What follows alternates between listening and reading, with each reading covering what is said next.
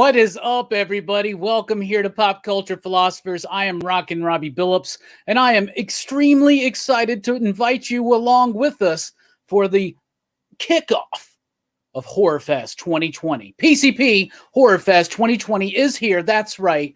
Weeks of celebration of horror films, all leading up to Halloween, and I am so freaking excited. I have the Excitable PCP crew with us tonight, including Jelani, good old Jam. What's up, buddy?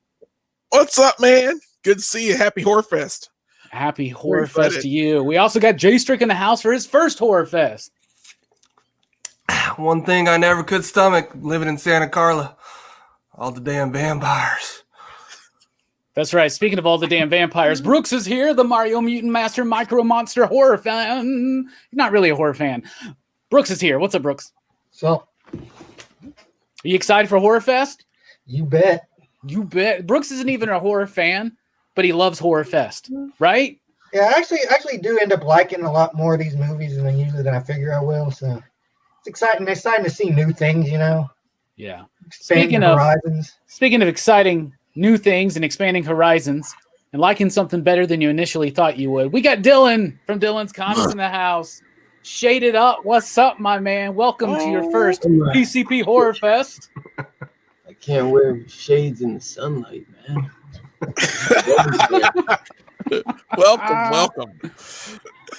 Welcome. Everybody. We're kicking off Horrorfest 2020 talking about Lost Boys. Obviously, if you saw the really cool intro that I cut together, I love that music. That was provided by YouTube. Thank you, YouTube. I was like, this song fits perfectly with Lost Boys. Anyway, tonight we're talking about The Lost Boys, the 1987 film directed by Joel Schumacher. It was written by Jeffrey Boam, who has done some really good stuff, including Lethal Weapon 2 and 3 and Last Crusade, homies. So I freaking love this film. Jason Patric, Kiefer Sutherland, Corey Haim, Corey Feldman. Like so many people are in this film. Great performances. I love this film. We covered it 4 years ago, but Jelani wasn't there, and we didn't do it in this format. So we definitely wanted to kick off Horrorfest with one of our favorite, if not one of the best vampire movies ever done. And that's a bold statement because there's a lot of good ones, but The Lost Boys captures it all. It's funny. It's terrifying at times, right? Especially if you're younger. Some of the effects are amazing. I love the vampire makeup. It kind of started what vampires would lead into, including Buffy. It definitely inspired that. We'll be talking about that as well. It's got a killer soundtrack, a must-have, one of the best. It's got the sax man himself. I love this film. I loved it then. I loved it not so long ago, and I love it now. I'm pretty sure I'll always love this film. And you out there in the chat, let us know. Chat along with us. What do you think about this movie overall? Do you like it? Do you love it? Do you leave it? Nobody leaves this movie. Nobody at all. Jelani, what do you think about this film overall? Bruh. After all these years. Man, this movie, it's never changed. And I just watched it like yesterday. Like a vampire almost. It changed. But oh my God, it's scary, it's funny. It's got a great soundtrack. Everything you said. It is one of Joel Schumacher's greatest films. God rest his soul.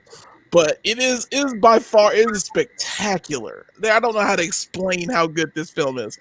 It's just people moving into a town and finding out that there are damn vampires in it. And like how it's explained and how everything goes into it. And you don't know what is happening until you start hanging from the rafters from a bridge. And you're like, oh, wait a minute, this isn't right. Wait, why are they doing that? Wait.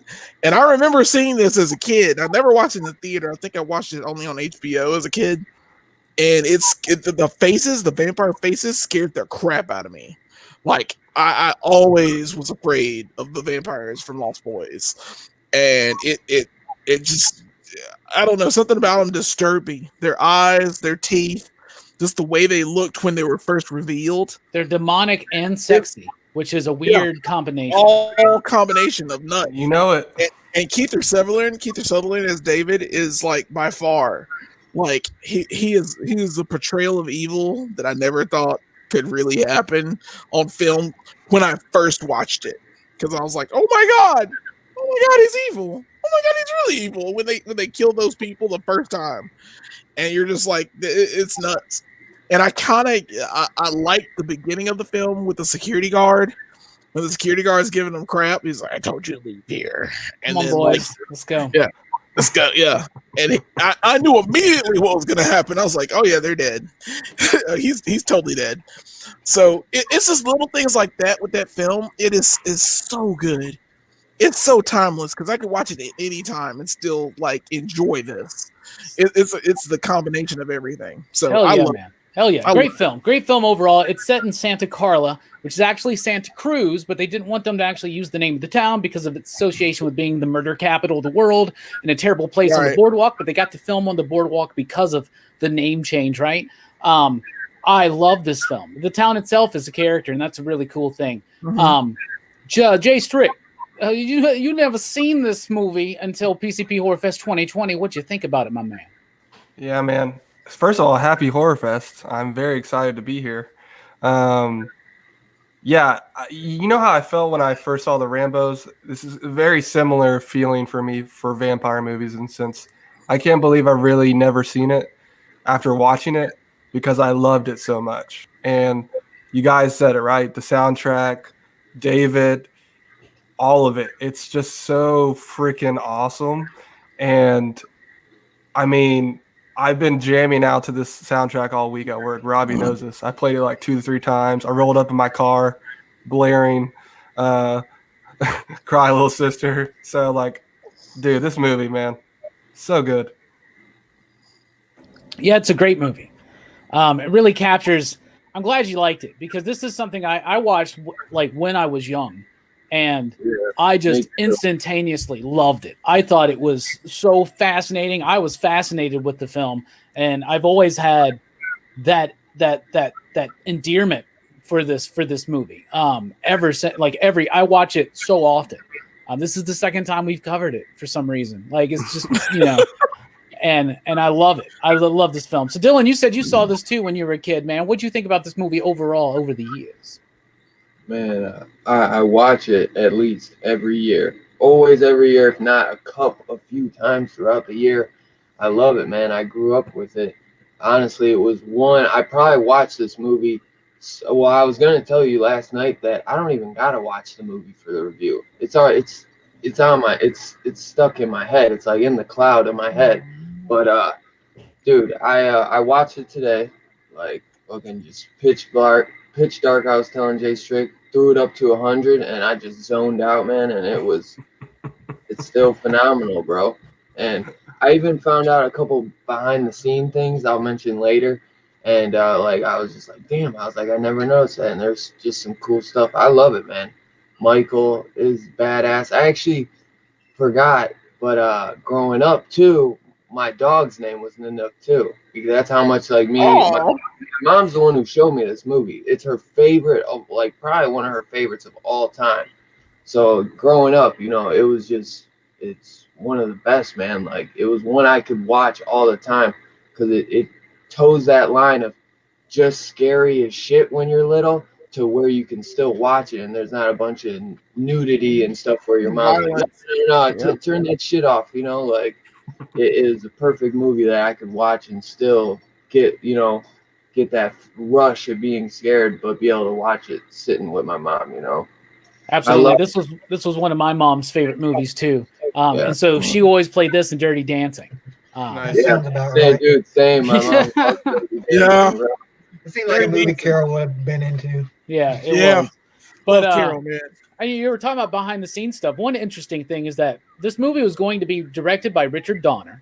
It was always called The Lost Boys, but it was more into Peter Pan initially, and it was made to be like Goonies with vampires. And Richard Donner was going to do it. Then he decided to do Lethal Weapon instead. And so then his wife convinced him to give Joel Schumacher the chance to do it. And he came in, he goes, why don't we turn it? Because like all the characters were like 8-year-olds, right? And so he's the one who came in and said, let's make them teenagers. Let's make it sexy. Let's make it scary. Let's make it funny. Let's make it campy. And let's put nipples on them. Now you can totally see, and Joel Schumacher gets a lot of shit. And like you said, he passed away in June of this year. So that's super sad, but he gets a lot of shit for his 2 Batman films. I still can't kind of like Batman Forever, but you can look at Lost Boys and be like, oh yeah, he made Batman Forever and Batman and Robin. Oh, Oh, yeah. of course. It's It's true. like, For it's- sure. It's true. and he did the theatrical Phantom of the Opera that I really like. Speaking of the Phantom of the Opera, he's down in the dank, dark basement at an organ by himself, scarred and disfigured from emotional pain throughout his entire life of the macabre.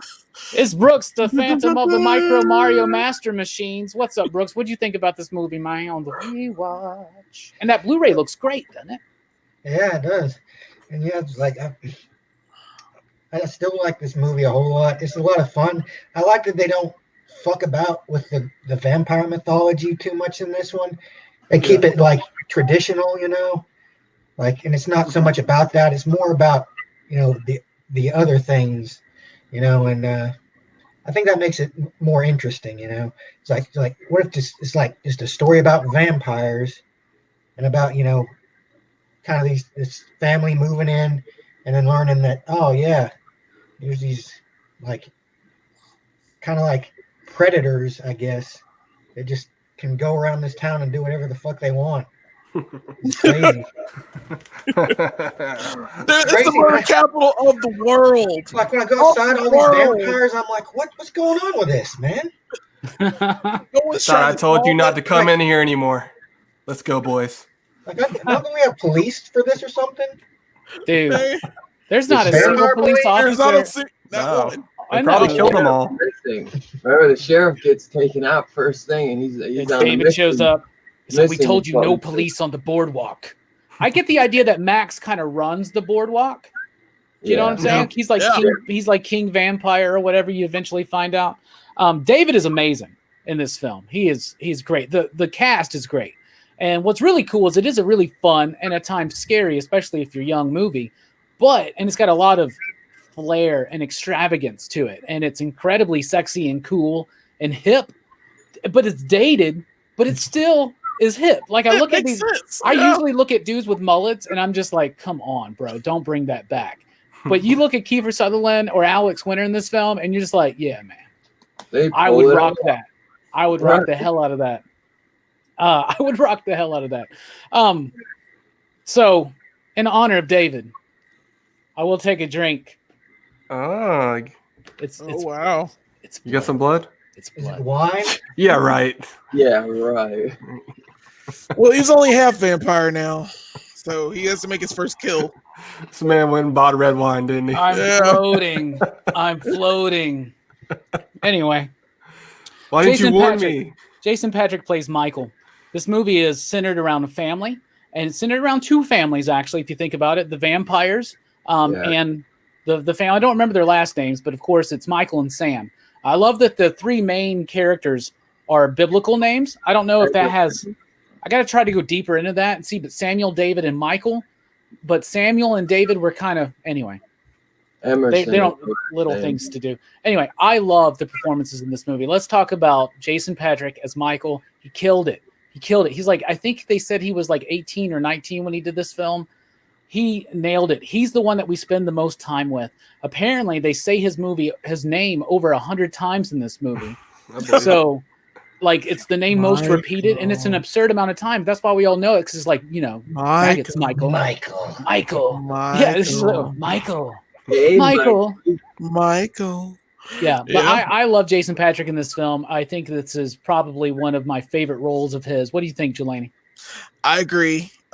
He's the pivotal role that's in the character. I mean, he's supposed to be, I think, the main character, and it's kind of sidelined because I think Sam is there too. But I think that Michael is the best character. Jason Patrick does play this character well. The fact that the one dumb thing I think he does is, of course, hanging off the side of the bridge. I'm like, if all your friends jumped off a bridge, would you do it? I'm like, hell He did. no. Yeah. I would have totally not done that. I'm like, oh, you weren't cool. I'm like, nope. Sorry, bro. Not doing that. I'm not hanging off anything because I can't pull myself up. It's over. And like, he totally does it, and he finds out he can fly and all that random stuff. But nope, not at all. You never fit in with our vampire gang, dude. That's right. That's right. I'm more of a werewolf anyway. But he's such a great character. I think every character in this movie is fantastic, but Jason Patrick does stand out for being like basically the main character of this movie. He's fantastic, man. And the relationship with Sam is great. So let's add in Corey Haim. I think the two of them play so well together. They have this like it's great brothers. Familial brotherly chemistry, man. Mm-hmm. Yeah, and they stick together, and even when he's like floating outside of his window, and he's like, "Oh, let me in, man, let me in. I'm so scared." I'm like, I get it. I would open the window too. I feel bad because like sometimes I'd be like, hell no, you can't get in here. But like, Jason Patrick was so convincing, and I'm like, yeah, I'll let you in. You know, you're my brother, and I love you, and even if you turn me, I would probably still let him in. Because this is how it would feel. Yeah, and then Diane Weist or whatever it is. Diane Weist. Yeah, dude. When they call her and she freaks out and she leaves the video store. And just imagine just seeing a video store in a movie again. Exactly. That took me back. What do you think about the Emerson brothers, Jay Strick, Sam, and Michael? The Frog Brothers. No, we're talking about the we're talking about the... Okay. Are you talking about Emerson? Oh, they were Emersons. Yeah, that makes sense. That's what What do you think about Sam and Michael, Jay Strick? Like somebody's been doing a little. Yeah, man. I relate to them in the sense because like they're moving around. I moved around a lot as a kid, so like I related to Michael in the sense like he was doing some dumb shit just to impress a girl. So like I would totally have done something like that, and I thought he played the role well. And their chemistry, the Michael and Sam. You really get the brotherly love, even when he turns, he doesn't want to kill him, right? He wants to, try to help him. So I thought it was very convincing, man. And them together was great. Sam Swag's on a 10. He's got what's his name? From Parks and Rec. He had him on the poster on the wall. Oh, Rob Lowe. Yeah, he had Rob Lowe. I was like, that's Rob Lowe. Yeah. Yeah, he's a fashion victim, right? Fashion victim. Yeah, his clothes are clean, though. They're clean for the 80s. It made me want to rock a little earring. Sure they are, man. The jacket, that freaking jacket, son. Oh my god, the one that we're gonna have to get you that jacket. We're gonna have to get you that jacket. I'm about that life. Big ass shoulder pads. Shoulder pads. Yeah, man. Let's do it, man. Let's rock it.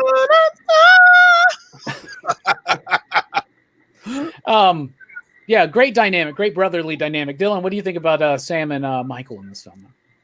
Yeah, I love it, man. I grew up watching all those Corey Haim movies and Corey Feldman movies, so it's cool to see a little different dynamic with Jason Patrick and Corey Haim. I love seeing it. I think it's great, just like what Jelani was saying about him letting him in. Like I was watching that scene. He's like, "Come on, man, help me. I'm your brother." And he's like, "Man, everything is telling me not to open it, but I'm gonna let you in because you are my brother and I do love you." But that dog, man, fucked his ass up. Yeah, he did, man. He did. I love it too because he's like, "What did you do to him, Michael? You had to have done something." You asshole! What did you do to my dog? I love it. You drank his blood. Nothing. He hit me.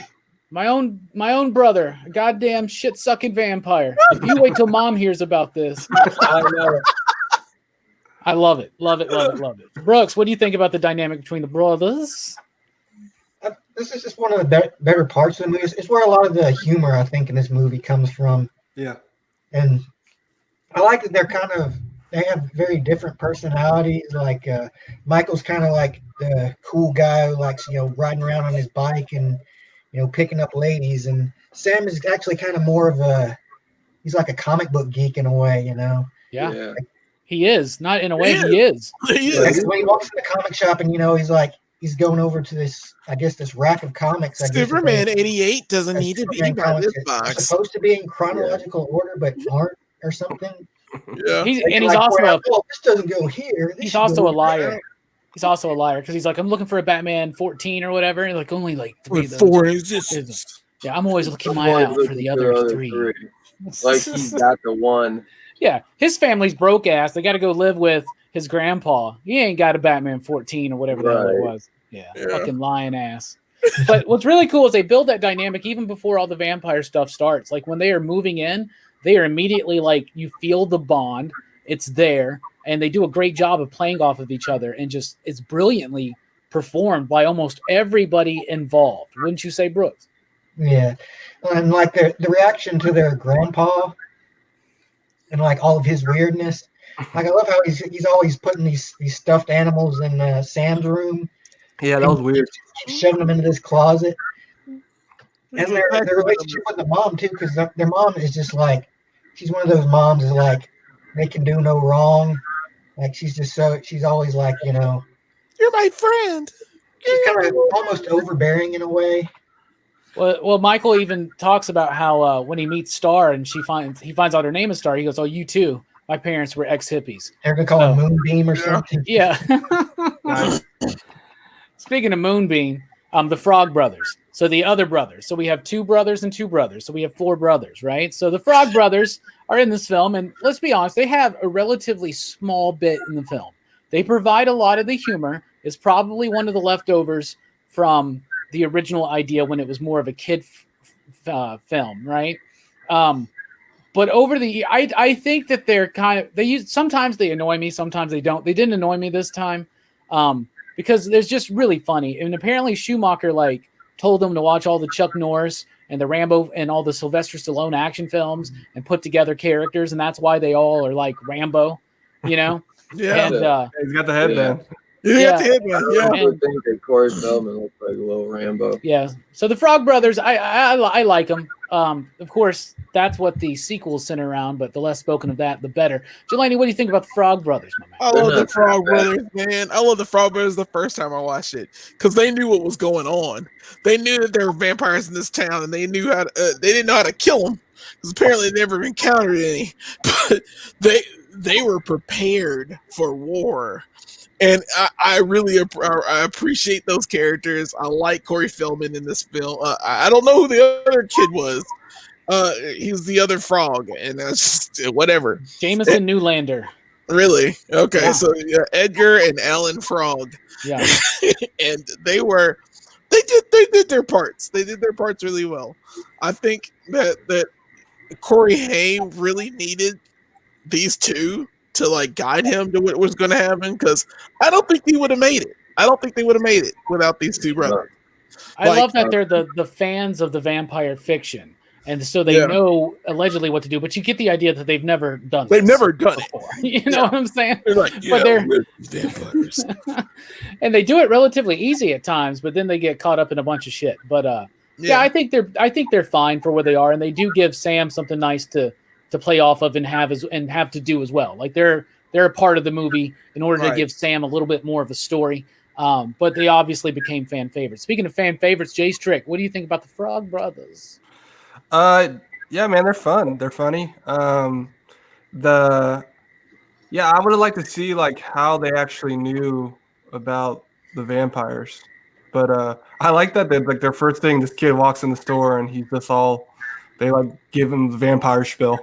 It could save your life. Yeah, right. He gave him that comic book, and that's the one he tells his mom later on that he was reading, and that's what scared him. It was a really scary comic book. It's like, Right. You never have to. But the Fog Brothers they're funny, man. When you're right. I get that since they didn't know, like they kind of knew what they were doing, but they really had never done it before, maybe. Yeah. But that Death by Stereo kill was one of my favorites. That was pretty good. Stereo. That was pretty good. Speaking of Death by Stereo, Dylan, what do you think of the Frog Brothers? Dylan, by the way, little be known, but Dylan actually auditioned for the second sequel, The Lost Boys, The Thirst. He actually auditioned for that and was turned down when they got the original other Frog Brother to come back. Sorry, Dylan, about that. Man, that sucks, man. Those sequels ain't that bad. You got that money, man. You got that money, that Lost Boys sequel money. Bro. I know.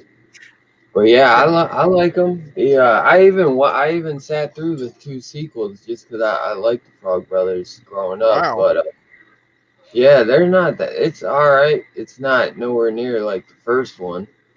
But yeah, they're cool.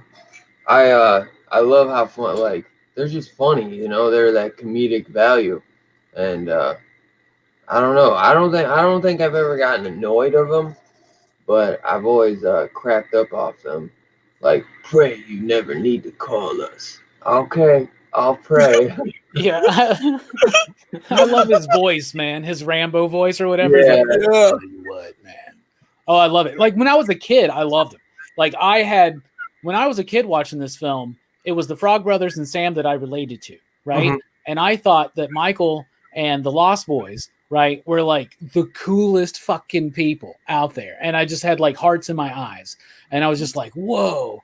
And so like I related to the Frog Brothers. And as I grew up, I started being like, man, they're really dorks, you know? And then I had to embrace the inner dork inside of me and realize that you can be the dork and the Lost Boy at the same time. And that's what happens, man.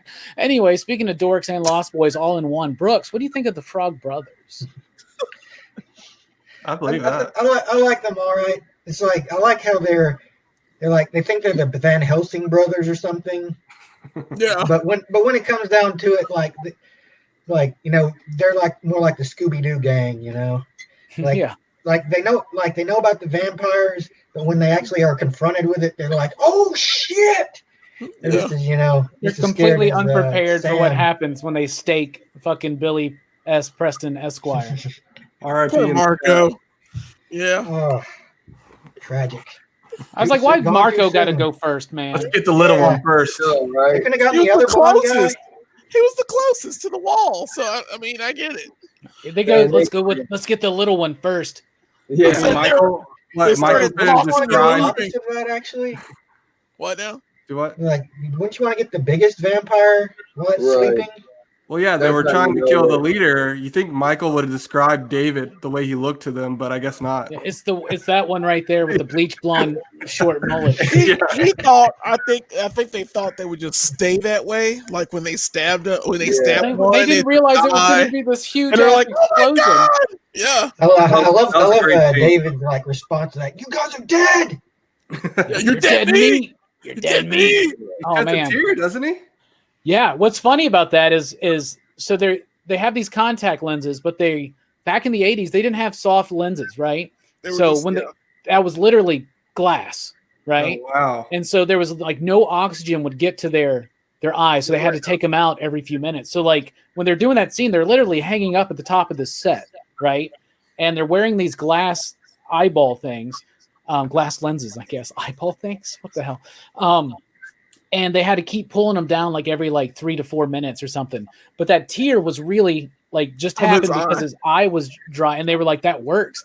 And it's funny because it's one of those moments to me that it makes sense because he's like on fire, right? But then he like smiles after. It's incredibly fucking cheesy, and it seems incredibly emo at times when it's in the movie, doesn't it? Like yeah. oh, but like for instance, this is a teenage vampire film. Twilight, like, come on, just Oh, do more yeah. Lost. That's It should have been smart, more though. like Lost Boys. You know what I'm saying? Should have been more like Lost Did Boys. you notice, like, after they stabbed him and they're running away up back to the car, and the Frog Brothers, all that blood on them, it's all sparkly blood. That's what one of the makeup designers did. They were like saying, It they're like, looks oh, sparkly. we did the sparkly makes sense. vampires before Twilight. Yeah. That That was makes part of the thing. Yeah, that the vampires were supposed to be kind of like sparkly, and that's why when they bleed, that blood, like literally, go back and watch, and the Frog Brothers are covered in like sparkles. It's crazy. Yeah, it's like glitter. It's like glitter blood. Tell me, Yeah. do you bleed? And I love forget- at the end too, when the forget Frog Brothers are exactly- like, I love them like, how much you think we should charge them? Yeah. Yeah. How much you think we should charge them? Yeah. I You love just every destroyed your house. Let's talk about the tearful vampire, David. Let's talk about Kiefer Sutherland, and to me, the standout performance of this movie. I live for David, like ever since I was a kid. I love him in this movie. He is a great villain. He's incredibly sexy. He's incredibly cool, mysterious. Just you want to ride with him. You want to be in his gang. You know, you want to be accepted by him. That kind of a thing. But he's also like literally evil and a complete douche, you know, and like playing mind tricks, you know, like with the maggots and the worms. and all that stuff. It's one of my favorite scenes in the movie is when he's like, maggots, Michael, you're eating maggots. How did they taste? And then he just laughs. They all laugh. And then he's just like, I'm sorry. Well, shouldn't Michael at that moment be like, how did you fucking do that? How'd you do that? Instead, sure, I'll drink your blood. Anyway, what do you think about Kiefer Sutherland in this movie, man? His face was perfectly designed for the makeup. They all look super cool. He looks exceptionally cool to me. What do you think about him in this film? I mean, he was 19 when he did this film, wasn't he? Yeah, like he was young. He was pretty young in this film, and he like just done like Stand By Me, and I think that was pretty much almost it. Wow, yeah, he's amazing in this film. Like he is the best character in this film. His portrayal of David is downright scary. It's I would say all sexy because I don't think vampires are cool, but they're sexy to me. But they've got it's okay, man. You can say he's sexy. He is. He's all right. He can't get it from me, but it's just he's so cool. I mean, he is so cool, and like you do want to be a part of his gang. You do feel like he embodies this bravado, and you're like, oh yeah, I mean, he's around this group, and like apparently it looks like they do this every night. They go out every night, and they find someone to eat, and then they eat them, and then they go back to their cool hideout, which, by the way, the sweetest hideout ever. Like, no one would ever bother you if you're in it's like a place that fell into it's like an earthquake. It sank into the ground. Yeah, and like no one will ever bother them, and like it's the coolest thing I've ever seen. And I'm like, oh yeah, I would love to be a part of their gang, just to hang out there. It's an 80s rock music video set. Yeah, basically. Yeah, right. Yeah. It was all the things. So yeah, I mean, David was fantastic in this film. I mean, he's the lost boy that makes up the Lost Boys, and he's the Rufio, man. He is the Rufio. Oh, yep. And it's so clean. So yeah, I agree. He's very cool. Speaking of Rufio, David starts with D. Dylan starts with D. Dylan, what do you think about David in this film? Man, he's great. He's definitely, I think he steals the show to 99% of the people, unless they just love Michael. But everybody, I feel like, always goes to Kiefer Sutherland just because he does such a phenomenal job. And he was so young, and he pulls that mullet off, man. It's like, how did you do it? But yeah, man, it gets to a point where you kind of notice towards the end when him and Michael are fighting, like, and he's like, I don't want to fight you, like he, in a way, like you would have thought that he wants to kill Michael because it's like, you just killed my brothers. But in a way, it almost seems like he does kind of take a shining to Michael and think like, if it would accept rage or something and would just kill and accept, who he is now, maybe he could be, he could be the greatest of my brothers. But because you could tell, like, when he gets killed, like, he's like, no, like he's like, damn, bro. He's like, I didn't want to fight you, and now I'm dead, So yeah, like, I love Kiefer Sutherland, but there's some. And he dies the best, by the way. He dies the best. He does, definitely. Yeah. That's what I was looking for. A lot of the practical stuff in this, because I haven't seen it in like a whole year, so I was trying to remember all those practical deaths, and they did some pretty cool stuff. I think more of the practical stuff went towards, their face makeup, and then, that last kill, because the other ones are like the skeleton in the bathtub and everything. But I think the showdown is definitely Kiefer and Patrick Bateman. So yeah, I love it, man. Stan, Yeah. Probably my favorite role of all time by Kiefer Sutherland. I really like what you said too about the relationship between David and Michael, because you got the story of two families and Michael being stuck in between, right? Yeah. And you almost get the idea that the point of this film is about what it feels like to be in transition from one phase to another. He's becoming a young adult. He's going to be leaving his family soon. He's trying to find his own identity, right? And then he gets tempted by this very hip and cool and sexy vampire gang.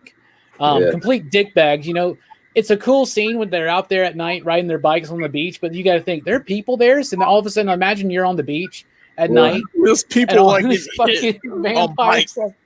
What the hell? Motors, you know, it's not legal. Where are the cops at, by the way? Because they were like, you stay off the boardwalk. Anyway,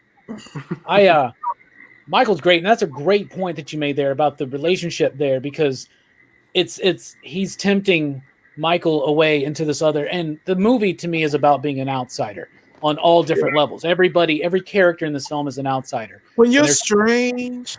Yeah. Yeah. And they're just trying to find a place where they belong. Speaking of finding a place where you belong, Jay Strick is still looking, but for the meantime, he's stopped by PCP. What do you think about David in this film, buddy? David is the best part of the film to me, and I'm kind of with Dylan. I think it might be his best acting role. Like, I know that. You think it's better than 24 season 4? I do. I really do. I don't know why. I can't tell you why. Like logically, it doesn't make sense. But like emotionally, I'm invested in David as a vampire, and dude, he just kills it, man. The mullet, the scruff, everything. Being the leader of the gang. He's the Rufio, like you said. So like, I don't know. I just bought it, and I was kind of salty. There wasn't like a legit sequel with him in it, you know? Yep. Never grow old, never die. They just pull the antlers out of his chest and he comes back like old school Dracula film. Here I am. Bro, at first Michael's going for Star, you know, and then it's like, yo, are you going for Star, bro? Or are you going for Kiefer, man? Like, who you want right now, dog? I mean, when you're in that situation, it would be hard to choose. I'll be honest. Right. And you've already drinking this dude's blood, you know. Yeah.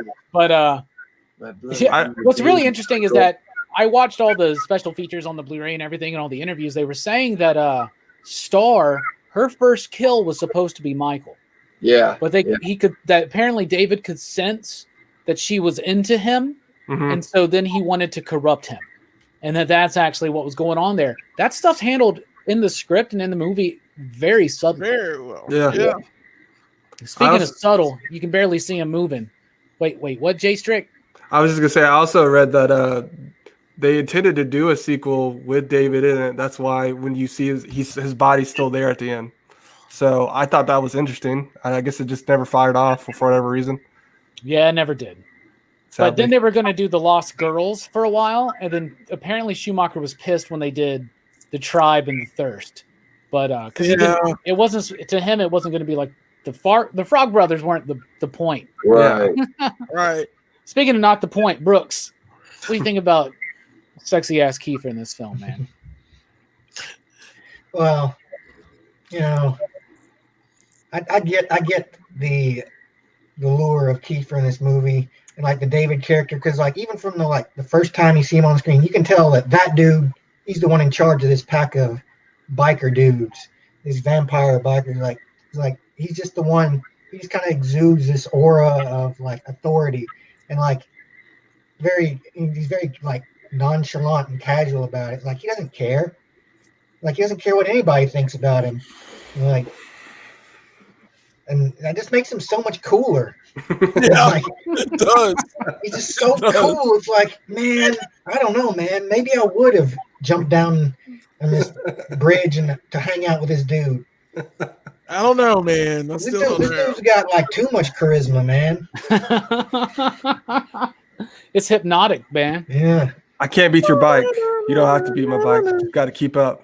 Got to try to keep up. Sorry, Love it. All right. Before we get into some of the rest of the cast, we do got to talk, as Kid and Puke has.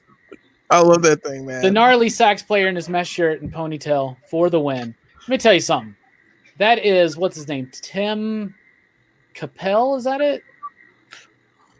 I can't remember his name. He's made an awesome Tim Capello. He was the saxophone player for like people like Peter Gabriel and Tina Turner. In fact, at the end of Thunderdome, that's him playing the sax. He's become a pop culture icon. He still apparently tours. I don't know about right now, but I saw videos on YouTube as just recent as last year of him still playing the saxophone and singing that damn song. And Dude, I mean, he was already a very successful musician beforehand, and this just kind of cemented him in the pop culture icon. Brief thoughts on the sax man, Jelani? I swear he's a vampire. I swear he is. I swear he's one of the vampires. He was just there to sing that awesome song.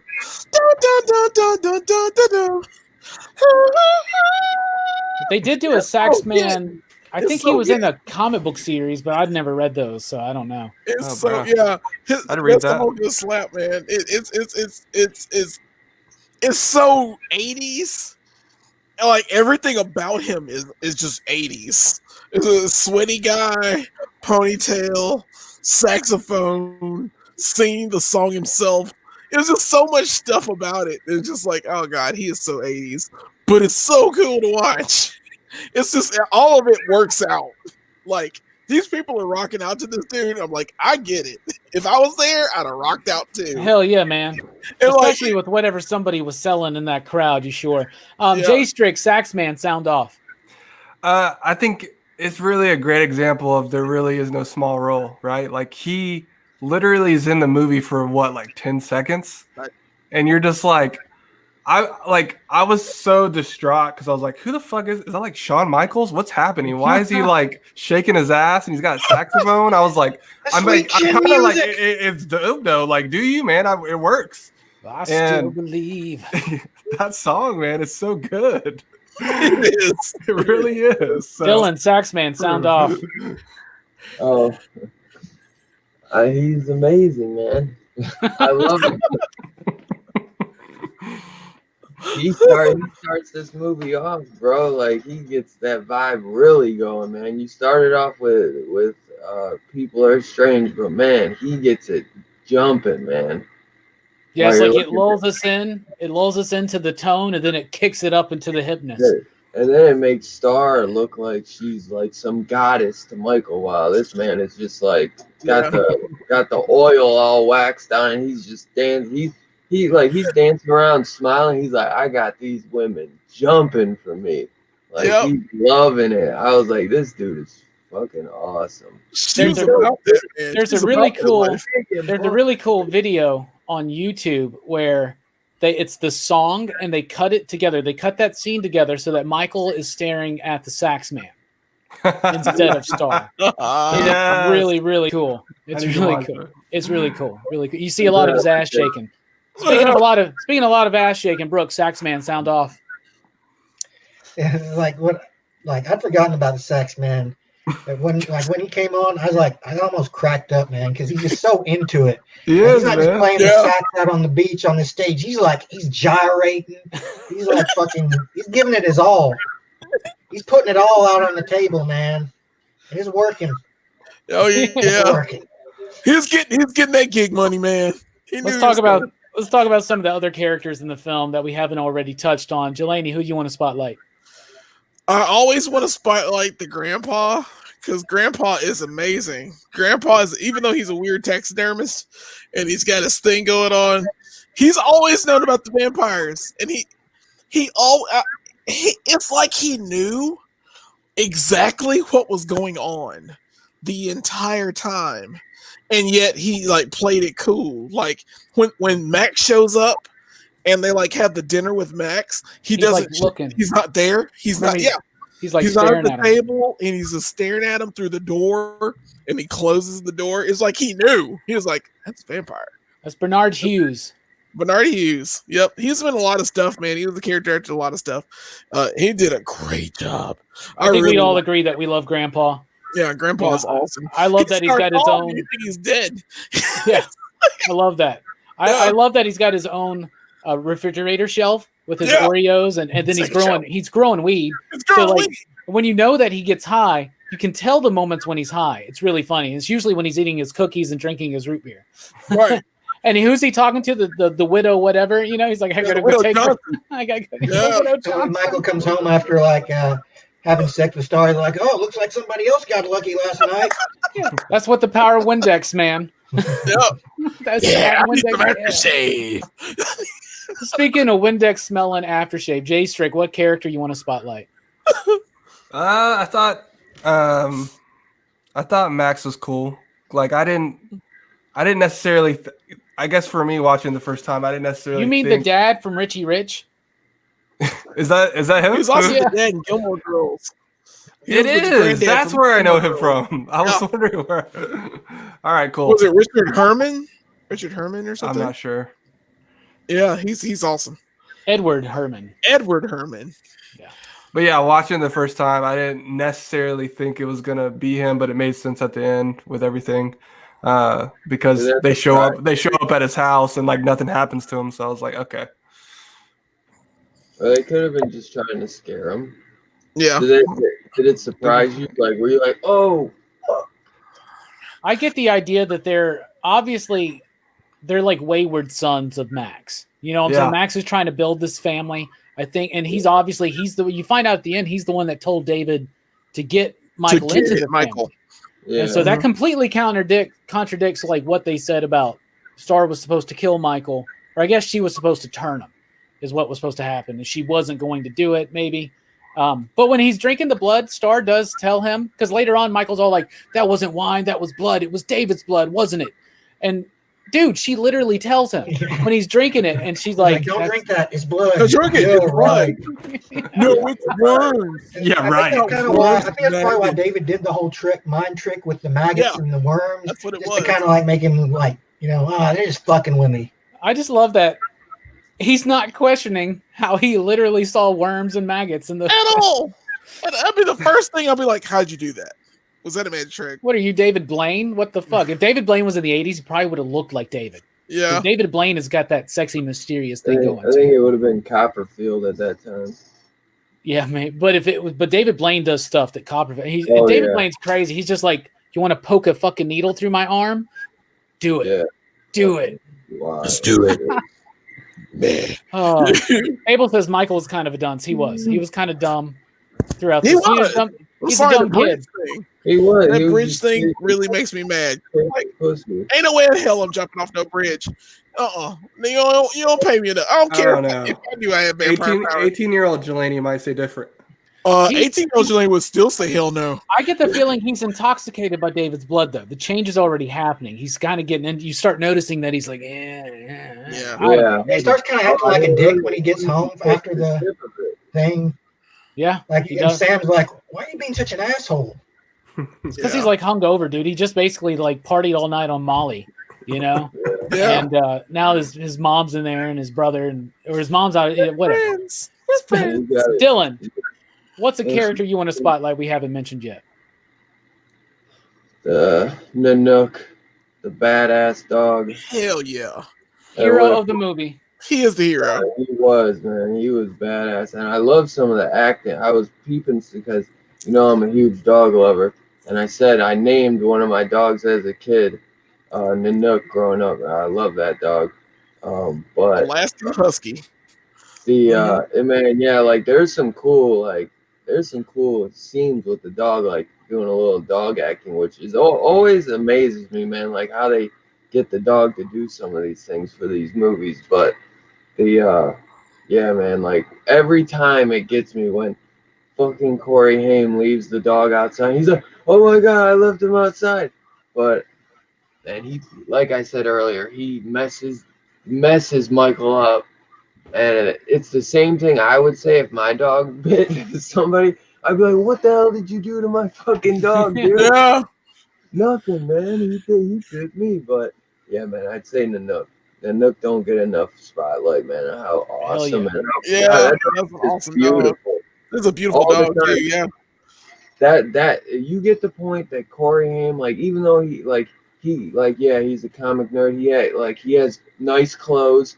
He seems like he kind of has everything figured out, but you get the point from his mom always that Corey Haim is a sensitive boy, So like there's the dog is sitting on top, like sleeping with him in his bed. It's always by his side. Like that's not Michael's dog. That's not the family's dog. That's Sam's dog.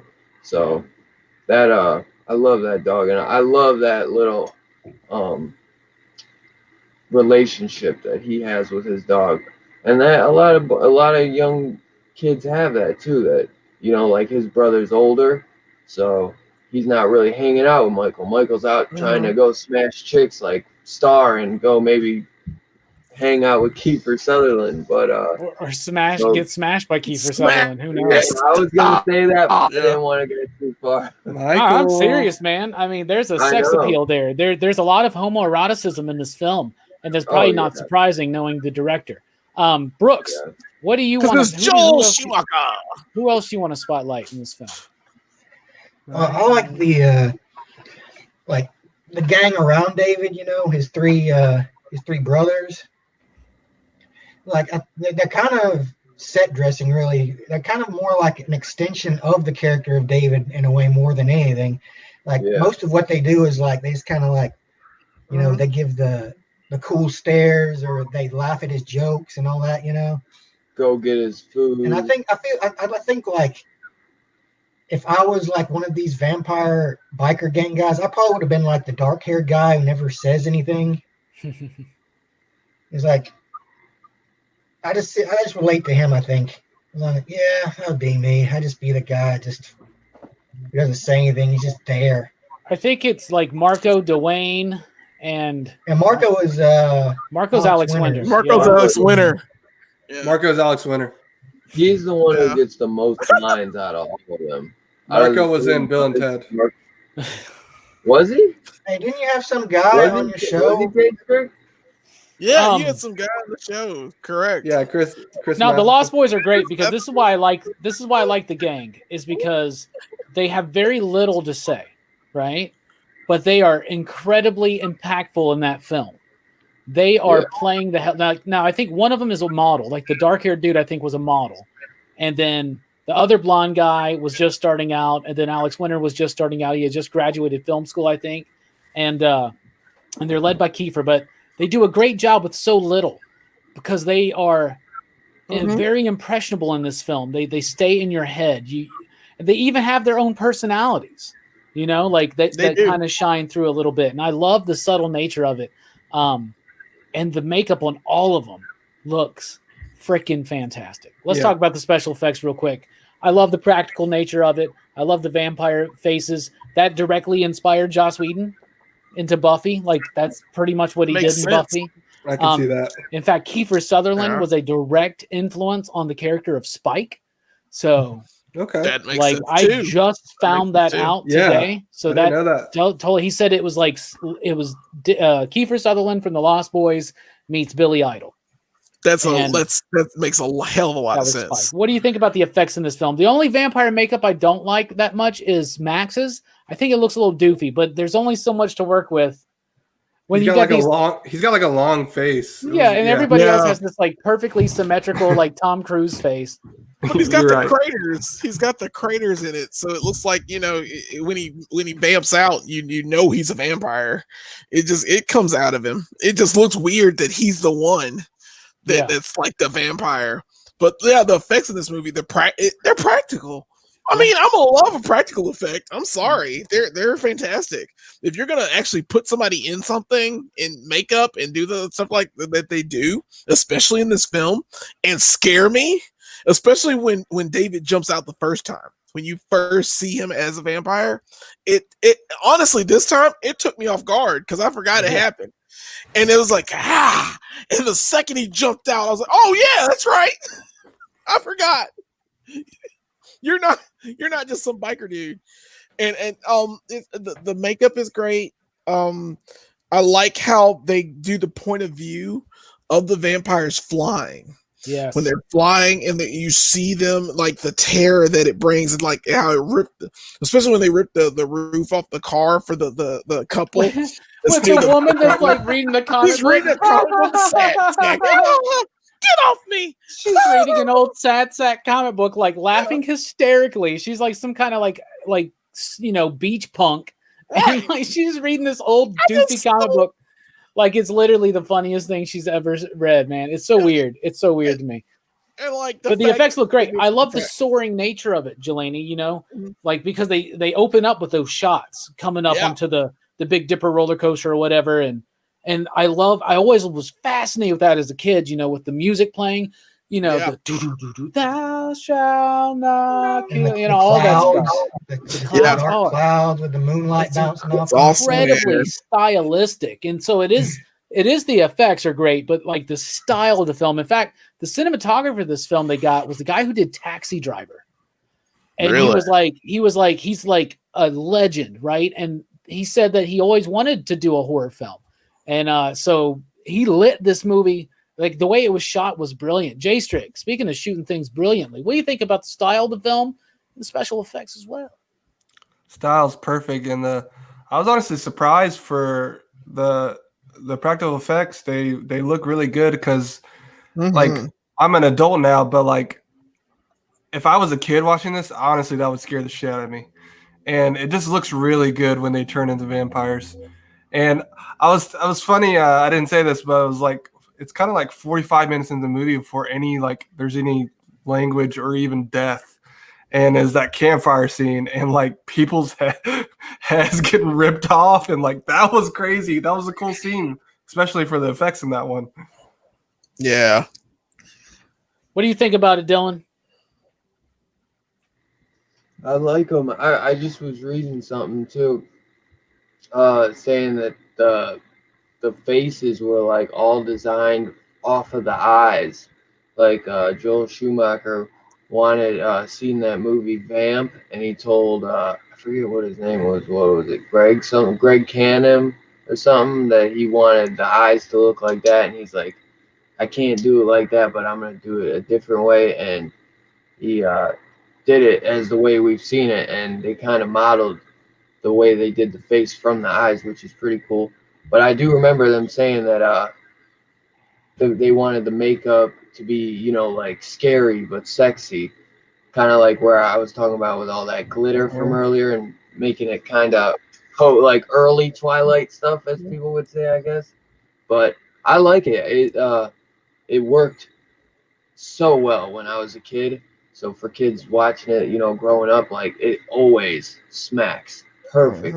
And it ages well too. Like I don't think when you get older, you know, and you've seen it, I've seen this movie hundreds of times, and I still like. I'd say the goofiest one was like you guys said, was Max's. His comes off a little goofy, but we see his for like a second. So you got to think a lot of times they might not have put as much work into it. Plus, out of everyone, he's the oldest of all the vampires, or maybe they were even going for that to be like, maybe, you know, they look a little different as they age, you know. But yeah, I definitely like it. It's unique as hell. Well, it was at one point when it first came out. Now, because I was just thinking too, I was thinking Buffy, but I was also thinking it's kind of like what is that one? The George Clooney, Tom Savini one. Dusk Till Dawn. What was it? The first from Dusk Till Dawn. Yeah, I was thinking it kind of reminds me of that, but I don't recall which came out first. I think Lost Boys was first. Lost Boys was definitely first. Oh yeah, definitely first. Man. That was I From Dusk Till Dawn was like 95 or 96. Yeah, that's what I thought. I didn't look it up, so I didn't want to say for sure. Yeah, the guy who did the makeup effects said that yeah, you're right. He designed it around the eyes that Schumacher wanted. He said that Max's makeup was the hardest for him to figure out because of the shape of the dude's face. Right. And they wanted it to, like, you can do sexy vampires but still be monstrous, you know? And that's something that's really, like, David is so just, like, childlike in the face almost, right? Yeah. And then he becomes this, like, demon, and it looks fantastic. Speaking of going from childlike to demon, watch this guy play some old school NES, right, Brooks? What do you think about the practical effects and the style of the film, man? I think they're really good, and you know, that's kind of the thing about the old practical effects is like when they're that good, you don't really think about them as much. Yeah, like you're right. Lost Boys in the movie, I think about the effects were really good, really, but really when you look at it, they are that's kind of this testament to how good they are is how you don't even think about it. Like they blend so well into the movie, like you believe that these guys actually have these kind of crazy fucked up vampire faces with yellow eyes and shit. and it's like it's so much more convincing, I think, than a lot of the more current kind of effects. You know, where they use CGI, you can see more of the flaws in it usually. Mm-hmm. But I think when practical effects were done well, like I mean that's as good as you can get, really. You know. Hell yeah! All right, the moment we've all been waiting for. The music in this film. Ooh. First of all, there is a score, and the score is good. But it's the soundtrack that really gets us. Oh, We're yeah. talking about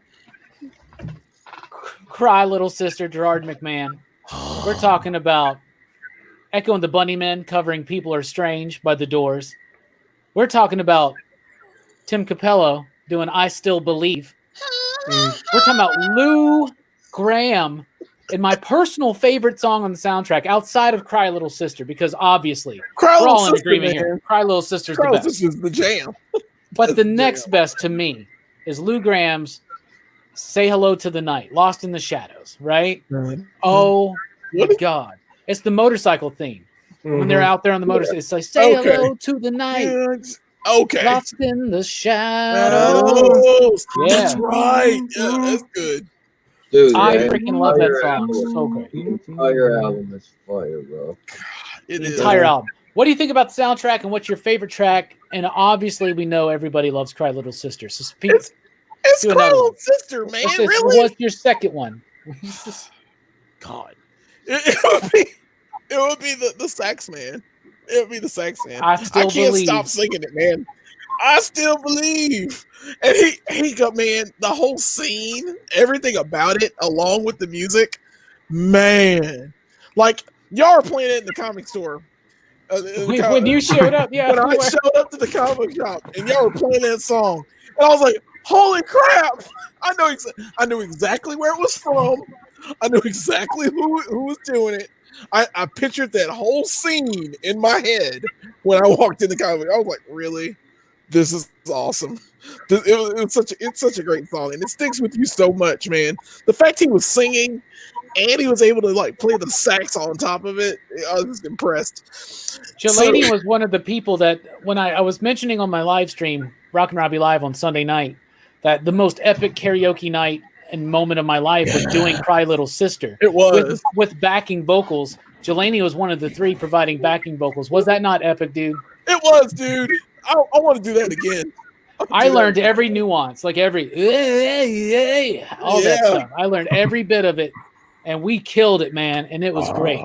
Speaking of great karaoke nights, Jay Strick, obviously you love Cry Little Sister, right? Right. What's your next favorite song on the soundtrack? Yeah, it'd probably be a toss-up between Lost in the Shadows or Don't Let the Sun Go Down on Me. Oh yeah, the sun go down on me. Go down on It's me. Roger Daltrey from The Who that does that. Yeah. Yeah. I mean, the soundtrack in general, man, is like, it's just a 10 out of 10. It gives me a fucking adrenaline rush. Like when I'm driving down the parkway, I'm just like going way too fast, blaring this soundtrack. I don't know the name of the song, but the one that's playing when the dude dies, Death by Stereo, that's a great one too. Isn't that the one that's like rock and roll music gonna play all night? Yeah. That's a great one. Dylan, you got what? You like Cry Little Sister, right? Yeah, I love it. I love it, dude. I was telling Jay Strick that this was, I don't remember exactly, but I know this was probably my first horror album I ever owned. Like I would listen to it all the time. But luckily, I know my mom was the one that bought it because she loved the album too. But there was this was kind of when I saw that they made albums for horror movies. I didn't have a lot, but there was a few here and there that I would grab, like for horror films or just movie. Like there's movie film albums back in the day. Like remember those? Like there was actually an album for a movie. Yeah, for the movie. Yeah. Well, some people don't know that, but you guys all know that. But we're old men, man. We're all. I'm trying to think. I'd probably say People Are Strange is my favorite. Second, it's a close toss-up between People Are Strange and Jelani's. The I Still Believe. Hell yeah! I love that. But the thing is, the entire thing. The entire thing is 10 out of 10. Shit's 10 out of 10. It's a banger ass horror film and a banger ass soundtrack, man. And Hell I used to, back in the days of making CDs, I used to make like themed CDs for Halloween to listen to in my car. Yeah, I and they remember would that. have like horror movie music, like a lot of Goblin and shit Yeah. like that. But Nice. it would, Yeah, there was one in particular that was my favorite, man. It had the whole Day of the Dead suite in it, and it had all this cool stuff, a bunch of Goblin, but it also had Cry Little Sister and Lost in the Shadows. And it just Nice. worked so well. And also the theme song to Fright Night, which is one of my favorites. Friday Yeah. night. Yeah, that was good. Brooks, Yeah, what's your favorite songs on this here soundtrack, man? You like the rock music, don't you, man? I've been known to partake on occasion in the rock and roll, Party rock on, and dude. or roll music. Rock But and yeah, I roll. think the Doors cover was pretty good yeah. in this movie. The People Are Strange. Yeah. And like I thought that was like a very fitting song to start this movie out with, considering that they're moving to this new place, and so like they're strangers. Yeah. And the people in this town are strange. Yeah. It really picks up on the theme of the movie. And so that's what I want to dip on now before we get to the ratings real quickly. What do you think this movie's actually about, Jelani? What do you think it's trying to say? Belonging. I think Michael really wanted to fit in with this town. I think that because, like I said, he is the main character of this film, and I really think he wanted. Well, first he wanted the girl, but then he met these other characters, and he just wanted to fit in and do well. And I think that the belonging may have been a detriment to him because it was definitely the wrong crowd to follow. And I think that's what the main theme of this film would be, in my opinion. Oh, that sense of trying to fit in and trying to Just find trying out to- who you are is a who big, you are. big thing in this film. And a lot of people get their identity when we're first coming out of high school and approaching adulthood or whatever. You have all this stuff, preconceived notions that movies give you, like The Lost Boys. I was really disappointed when I didn't run into any like motorcycle vampire gangs in high school. But you have these preconceived notions. You have everybody's expectations. You've got the media and popular culture and everything throwing this stuff. And usually one of the first things you do to try to expand your identity out and try to find out and define who you are is to latch on to something, and latch onto a lifestyle or anything like that. And that's what this town is filled with. And yeah, Fable, the town does have personality. That is a great point. It definitely does, as Dylan said. Jay Strick, what is this movie trying to say? I mean, I think there's a few things you can take away from it. I mean, one of the things I was thinking about as y'all were talking is family, right?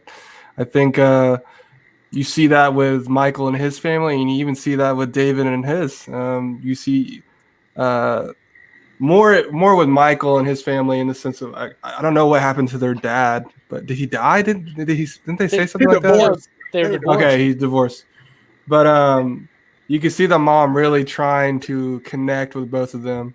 And then even with David and his gang is like, bro, like when you're a vampire, eternity is a long ass time. So you're going to get like lonely and bored. So obviously they're fucking acting out every single night, being crazy. So like, yeah. So I guess and they're kids too. They're Max's kids. Yeah, basically, Yeah. So you got the story of the two families. That's a great thing. And it's almost a subversion of the family value system. If you think about the point this film was made in 1987, all these people were really worried that in Reagan's America, there was like this destruction of the nuclear family, of traditional family values. And it's still a fight that a lot of people have today, right? Yeah. And it's a divisive thing. So what Schumacher put in this movie was a woman who is recently divorced. She's broke. She has to take her family and move in with her father, right? And then you have David, who has this really like sexy, slightly homoerotic, like vampire gang family thing that Max is trying to do. And he's trying to merge them, right? Like Max is trying to do his own thing with the family. Their mother's trying to do their own thing with the family. And family is 100% a big deal in this movie. And it goes along with that theme of belonging and identity, of breaking away from the family, because that's our first identity, is being a member of a family. And then one day we have to find a new family. And it's the struggle and balance in between that I really think gets represented well in this film. Dylan, what do you think this movie's trying to say to you? I think it's short, sweet, and simple. It says it right in the beginning with the opening song. People are strange. Nice. Yeah, You're right. they are. Yeah. Sweet and simple. All right, Brooks. Brooks is usually the sweet and simple one. But Dylan just stole your thunder, man. So you got to do something profound, Brooks. And I can always lean on you to do something profound. No. What Oh, is no. this? What is this movie trying to say? Well, this is a very. It has a lot of the standard vampire things. And I think one of them is like temptation.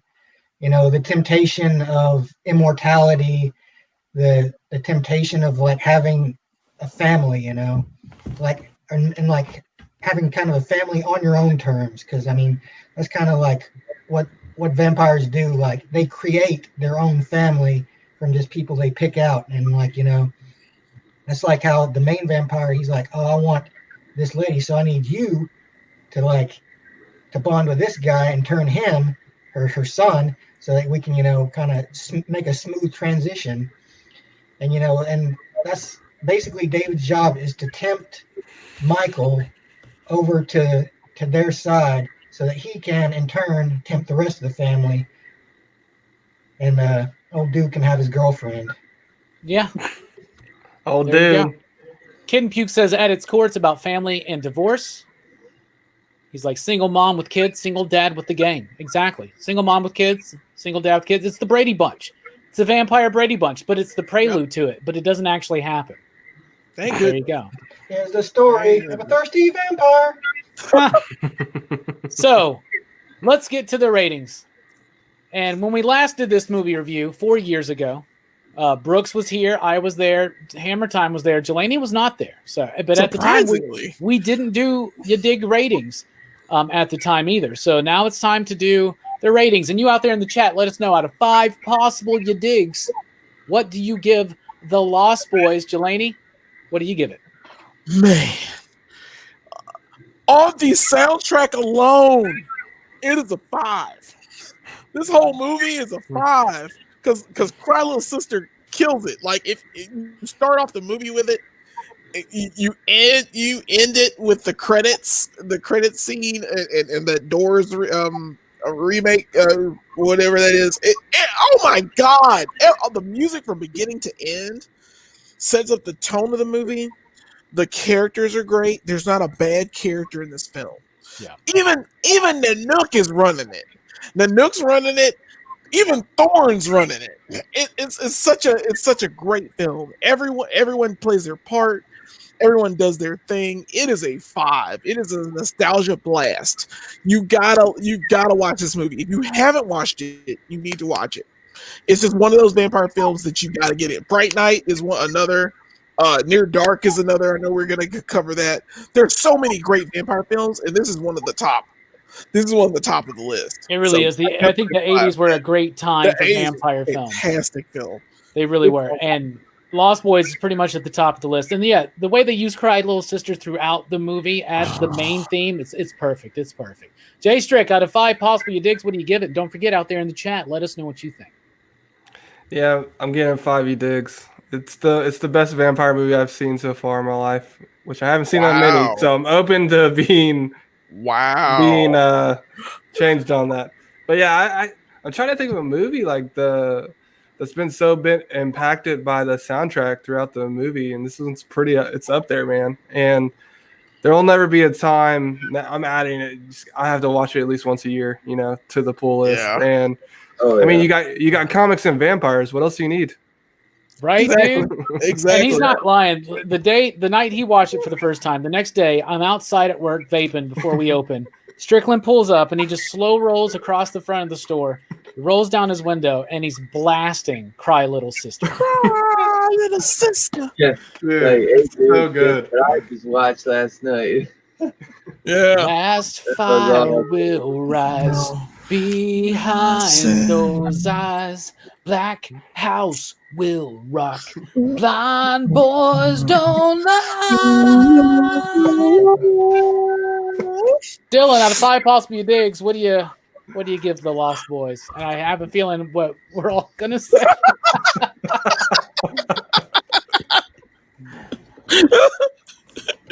This shit's Perfect score. son. Why a perfect score, Dylan? Man, it's nostalgia. I've seen a lot of vampire movies. I know this is Robbie's favorite genre is vampires, and I'm curious if I know this isn't your favorite, but I'm sure it's top 5. It might even be top 3. I've always been obsessed with vampire fiction, homie. Yeah. I know. Man, Twilight. it's one of the best vampire movies ever, though, man. It really is.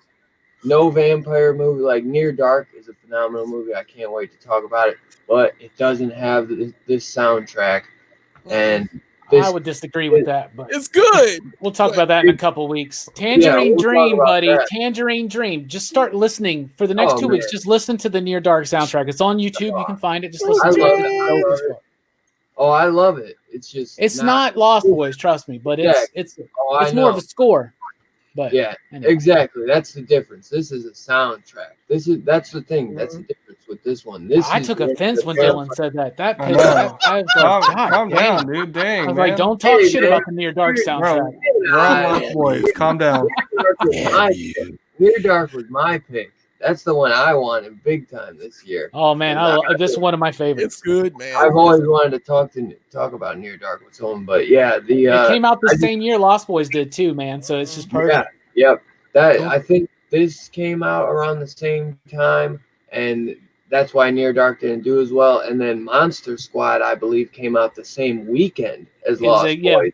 Yeah, it was the same. Yeah, sure. Why are we not watching Monster Squad? That's another. There's only so many days available. If you guys want to squeeze in a Thursday night, we can fit in Monster Squad. Brooks, good. Out of 5 possible digs, what do you give this film? I give it 4.5. I wouldn't say it's a perfect vampire movie, but it's damn close, and I enjoy the hell out of it, and I love watching it. But I couldn't honestly say I'd give it a full 5. Okay, I respect that. Okay. You know, I watched one of the things I like to do now is before we watch one of these old school movies is I like to watch the Siskel and Ebert review for it.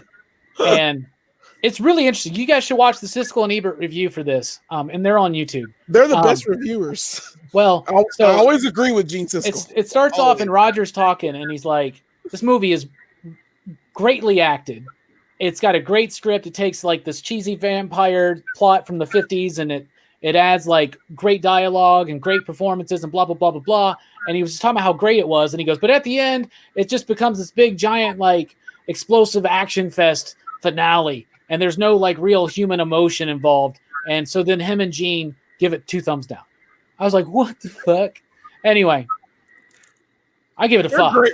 They're good. Yeah. 5 you digs from me. You remember, Brooks, we do favorites and not best, but I respect your opinion, but I really hate that you blew the streak there. Damn. You were my brother, Anakin. Yeah. I knew it was you, Brooks. I knew it was you. Anyway, no, I give it a 5 because it may not be a perfect movie, but to me, a 5 is an A+, and that is 100% what this film is. And Brooks still gave it a very good review. And a very good score. A perfect movie. To me, it's a 5 because it's been one of my favorite movies throughout my entire life, pretty much. I was like 6 when it came out, so I probably watched it for the first time at 8 or 9. And I just have always loved this film. I loved Monster Squad. I watched Near Dark way later, but that's like a trifecta of great vampire performances from 1987, the year my eldest sister was born. So I have a very special place in my heart for that year. But I love this film. I love it so much. So 5, 5, 5, 5, 4.5. For a PCP average of 4.99999999995. Yay! It should be a 5 just based off the sax, man. Let's just be honest. Tacky616 says 5 is what he gives it. Fable says 5, you digs. Slow Flow Jim says 5. Kitten Puke says 3. 1 for Saxman, 1 for the Frog Brothers, and 1 for the 80s. And yes, Tangerine Dream is life, Fable. Near Dark in 2 weeks. Near Dark in 2 weeks. And Spawn also did have a phenomenal soundtrack. I like Lost Boys immensely better as a film, though. And but Spawn had a great soundtrack. Anyway, Mission that's Impossible Lost 2 had a Boys. good soundtrack. Yeah, Make that movie good. That's true. In 2 weeks, we're doing Near Dark, our other favorite vampire film from 1987. But next week, Horrorfest rolls on through. Next Friday night, we'll be here 9 p.m. Central Time live talking about the winner of our very first modern classic PCP Army movie poll. It was the modern classic edition. We had everybody decide on a live stream. They put out a bunch of movies. We picked 6. We put them up against each other, and the vast majority of everybody went with Cabin in the Woods. So next week, we're talking about Cabin in the Woods, and I'm excited. I haven't watched this film since I first saw it. Really? Yeah, and it came out in what, 2009 or something? So man, I watched it like 3 or 4 times since I saw it in the theater. 2011. I've only ever seen it one time. Yeah, it's 2011. I've only seen it like 2 times. I think I've only seen it 2, maybe 3 times. I remember the first time I didn't really like it.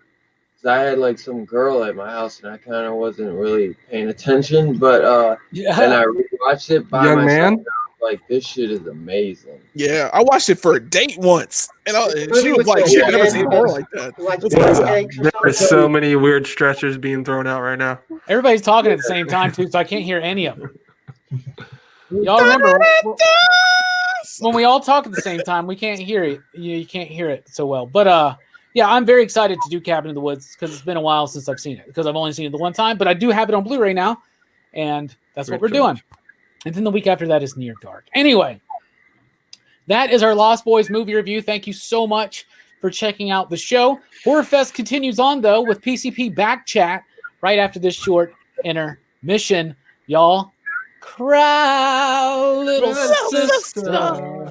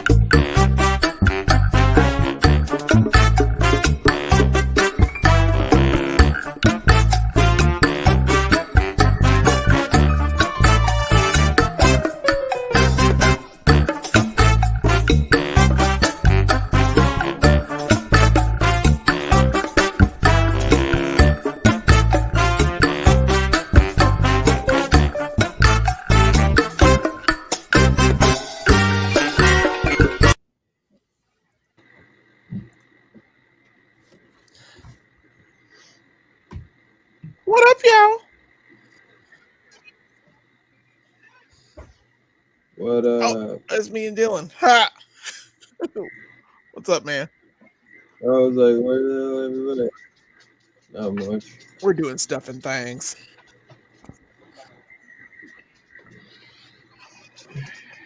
That dang Joker thing. Yeah, is it can be long. longer. it's Yeah. awesome. I thought that was super chat music, but that is perfect. It is perfect. Yeah, dude. Yeah. God, I can't stop thinking about this soundtrack, man. It's just it slaps so hard. know. I think I want to listen to it when I leave when we're done. It's insane. I know Robbie's so funny. The Near Dark, phenomenal, but Lost Boys, it's just so iconic.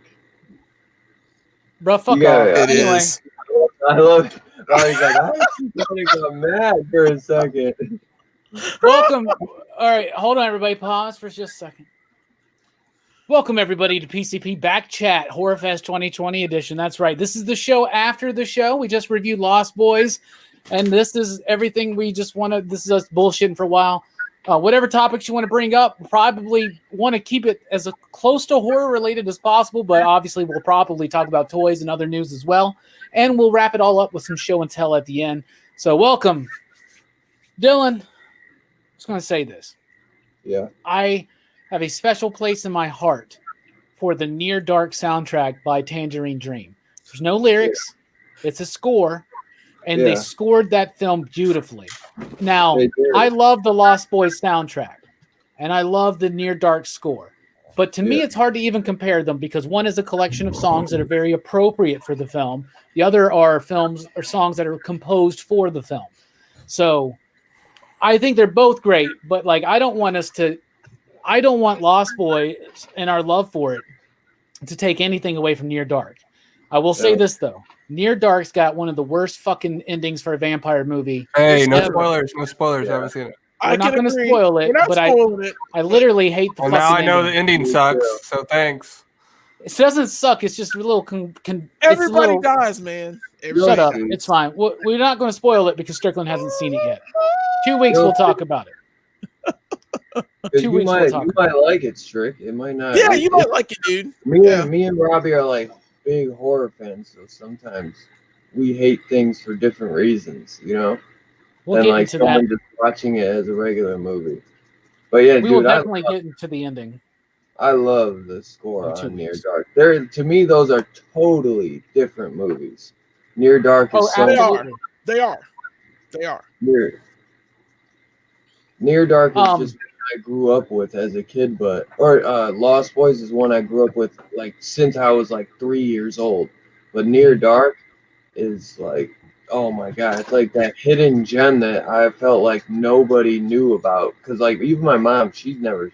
I showed it to my mom a couple of years ago, and she didn't even know about it. And she's a fan of Lance Henriksen. She's the one who showed me Pumpkinhead growing up, and so many other. And I was like, "You haven't seen Near Dark?" And she's like, "Wow, this is good." I was like, "Dude," I was like, "Yeah, it is."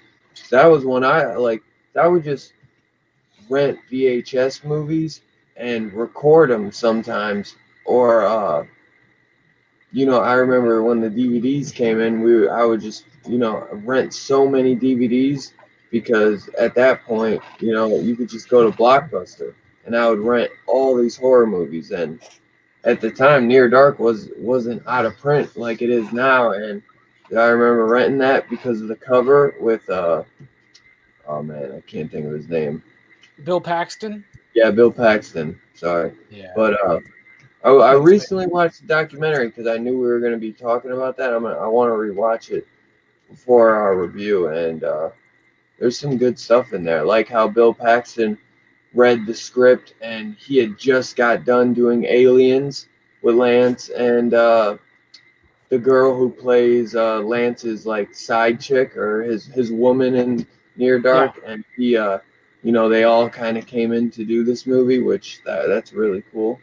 But man, I love. Catherine Bigelow was dating James Cameron at the time. She just stole like his 3 main actors. Right? Yeah. Oh, that's I heard right. those She was so like nervous about it. She like called James and said like, "Is it okay if I use like these, I know you just like worked with all of them, and he was like, do whatever, So that was surprising, but yeah, Cat, dude, I love that movie, man. Near Dark's a great underappreciated film, so I'm excited we're talking about it in 2 weeks. Next week, though, Cabin in the Woods, that's going to be cool. Oh, yeah. That's going to be super, super cool.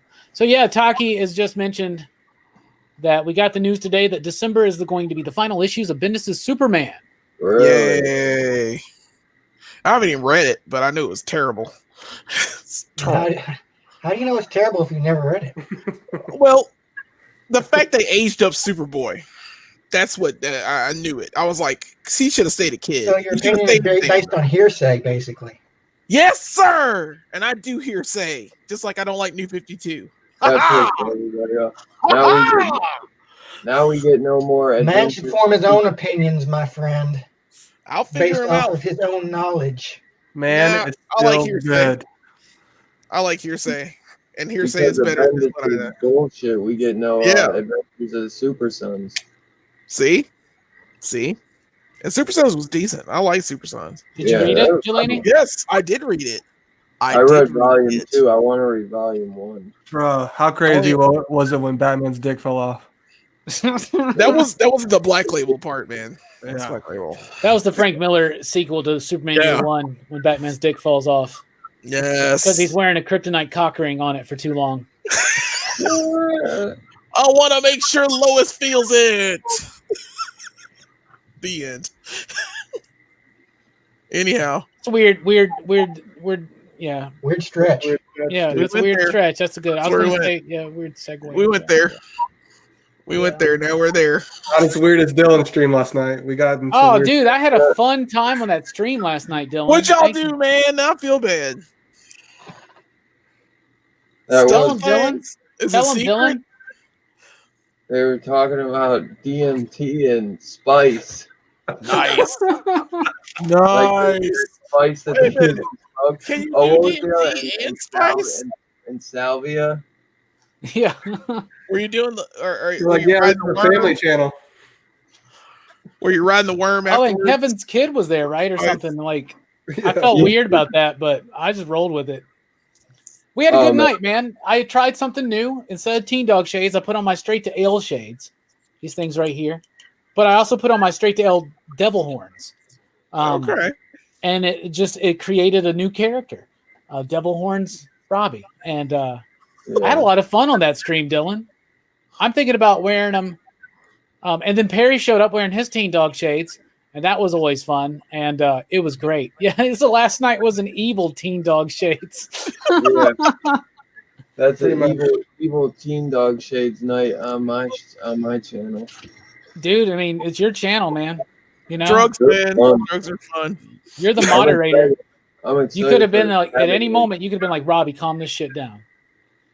Oh, Chaos I- was killing it. And people have told me that people have told me that it was really funny. So, there you go. Yeah, Anyway, I like- Dylan, you should find Dylan's comics if you haven't already subscribed to his channel, because one of our goals here at PCP is to get Dylan to 1,000 subscribers by Halloween during Horrorfest. You're somewhere around 640 something, right, Dylan? Yeah, I might be close to 7 now. I haven't checked in a while. PCP crew, PCP Army, I know we can do this. Oh. So everybody Six sub up to days. Dylan's comics, because Dylan, why don't you tell us about the PCP Horrorfest after party at your place tomorrow night? Oh yeah, it's gonna be fun as hell. About to be talking horror on my channel. I like it. Nice promo. That's a good point, waiting- man. We'll be I'm- talking horror on my I'm channel. like waiting for Robbie to, he wants me to do some super extravaganza, like, whoa, we're doing a stream on my channel, but I just wanted to keep it nice and cool. Bro, I'm like Are we live? Mike, bro. Can you hear me? Can you hear me? I like the shades, Dylan.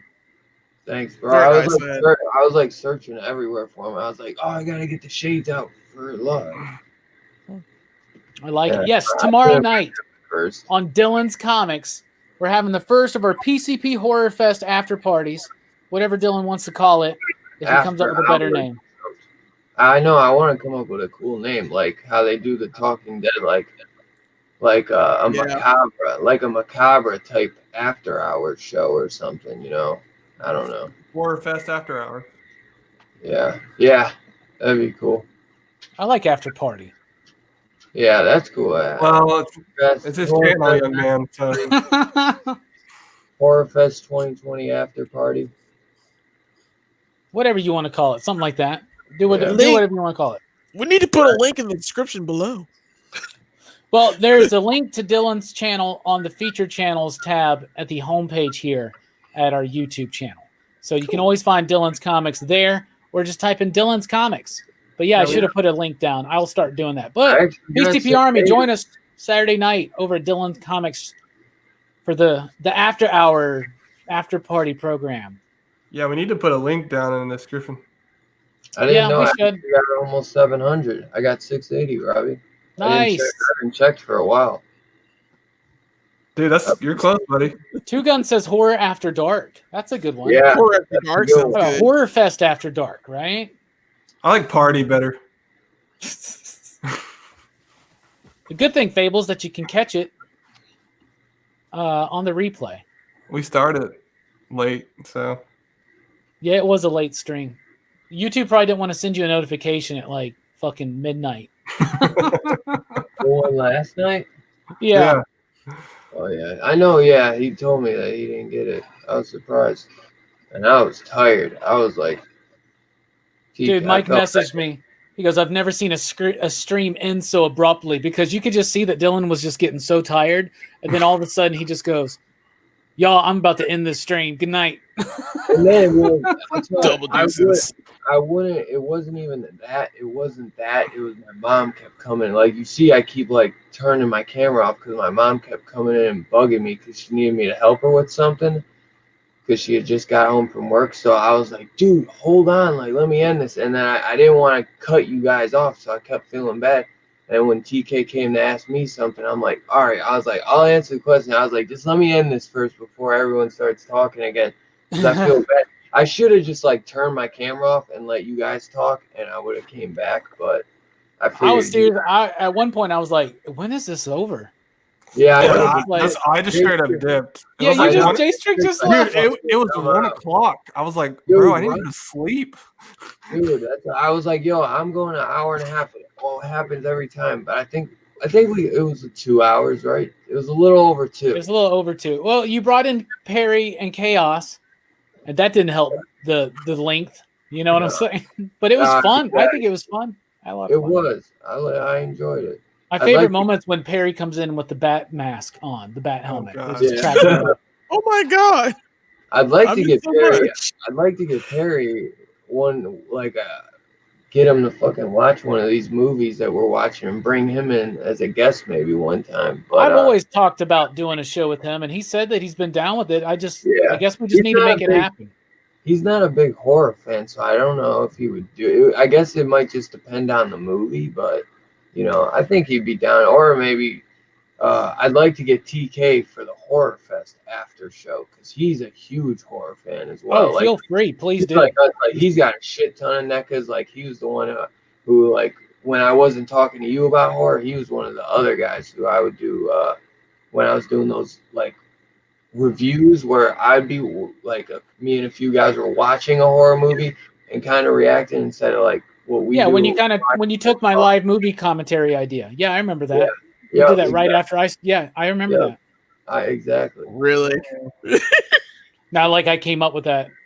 By the way, Horror Fest is having more of those. That's right. The live movie commentaries are coming back Monday night, September 21st for Mummy Mondays. We're going through all the classic Universal Mummy films live with me. So get your Mummy DVDs ready or Blu-rays or whatever. We're watching the Boris Karloff Mummy. What's a DVD? September 21st. Well, get a Blu-ray, get whatever. Is it on 4K? I don't fucking know. All right, let's get this rolling a little bit.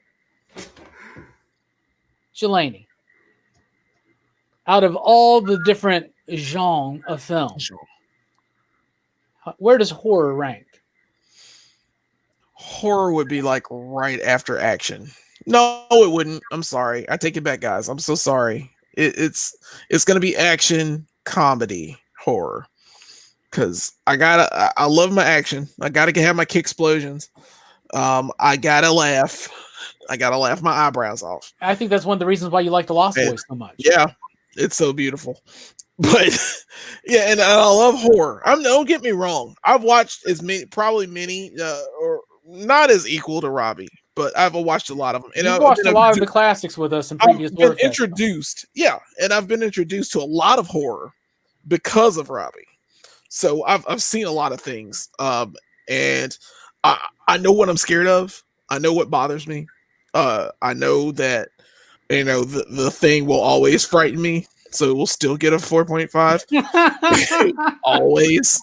That totally fucked up review of the thing you did. He gave it a 4.5. He took a half of your dig away because it scared him. It scared the pants off me, man. You don't understand how many nightmares I had from that movie alone. Like, because anything could touch you and turn you into that thing. And I was like, nope, want no parts of it. So, horror is up there. I mean, of the genre that we watch. I'm a fan of it. What about you, Jay Strick? Sorry, what's the question? What about you, Dylan? I got the playoff game right here on. Sorry. Celtics just won. Oh, really? Did Yeah. they win the series? Yeah, they're playing the Heat now. Okay. Who's going to win that? You want to bet Taco Bell on it? I bet for Nah. the Heat. I'm going Heat on that one. Come on, man. Bet me. Bro, calm down. Do you want to bet me on Lakers Clippers? Oh, yeah. I'll take Clips. I don't like your I'll take fancy the Lakers. basketball. All right. No, what I was saying is out of all the different genres of film, and we're all genre fans here, where does horror rank for you? That's probably in top 3. Yeah. They can be interchangeable. I think genres are interchangeable in seasons for me. And seasons? In seasons of life. Yeah, I get you. Okay. You got deep there. Dylan, horror is your favorite, right? God damn. For sure. I got a tied favorite of horror and sci-fi, so it's kind of hard to choose, but I get more hype to have, like, we've never done a sci-fi fest, for instance, but we've done horror fest every year. Like, even if we don't do it here, like with the podcast or the YouTube channel, like before all that stuff, as Jelani and Brooks knows, we used to just watch like 2 to 3 horror movies a night. Yeah. Like in September and October, we would all gather together, drink some beer, cook some food, and watch horror movies. On the Universal movies usually. Yeah, dude. Good shit. Good Yeah. shit. Yeah. But Brooks, what about you? I know you're a big fantasy guy too, right? So where does horror rank for you? Horror, it ranks a little lower for me than probably most. I've started to get more of an appreciation for like good horror, but I think a lot of horror movies, like especially like slash and stuff, don't really scare me. Like the horror movies that really get me are the more psychological ones, like Jacob's Ladder or Get Out or Us. Movies that like get in your head and like present this kind of really fucked up situation. Like, Bruh. Like those are what get to me more than anything. Like slasher movies and stuff like that, not so much. Like I do enjoy the occasional slasher, and I kind of like to follow the mythos of like these slasher villains like Jason and Freddy and stuff. But overall, I don't find the movies particularly interesting. I like slasher. I put horror above like rom-coms. I catch. Okay, I do too. I like some slasher stuff, but it's not like my favorite stuff. So I get how a lot of people that aren't horror fans, they always usually kind of associate slasher with horror. You know what I'm saying? Yeah. And they usually don't make a distinction amongst the others. So here's the thing then, Dylan, you're a big horror guy. What's your favorite subgenre of horror? Do you like torture porn? Do you like kaiju films? Do you like what do you like? Kaiju. He likes the combination of the both. Kaiju. Make that a torture porn kaiju film. That would be cool. Like Hostel, Godzilla Hostel. Yeah. Ugh.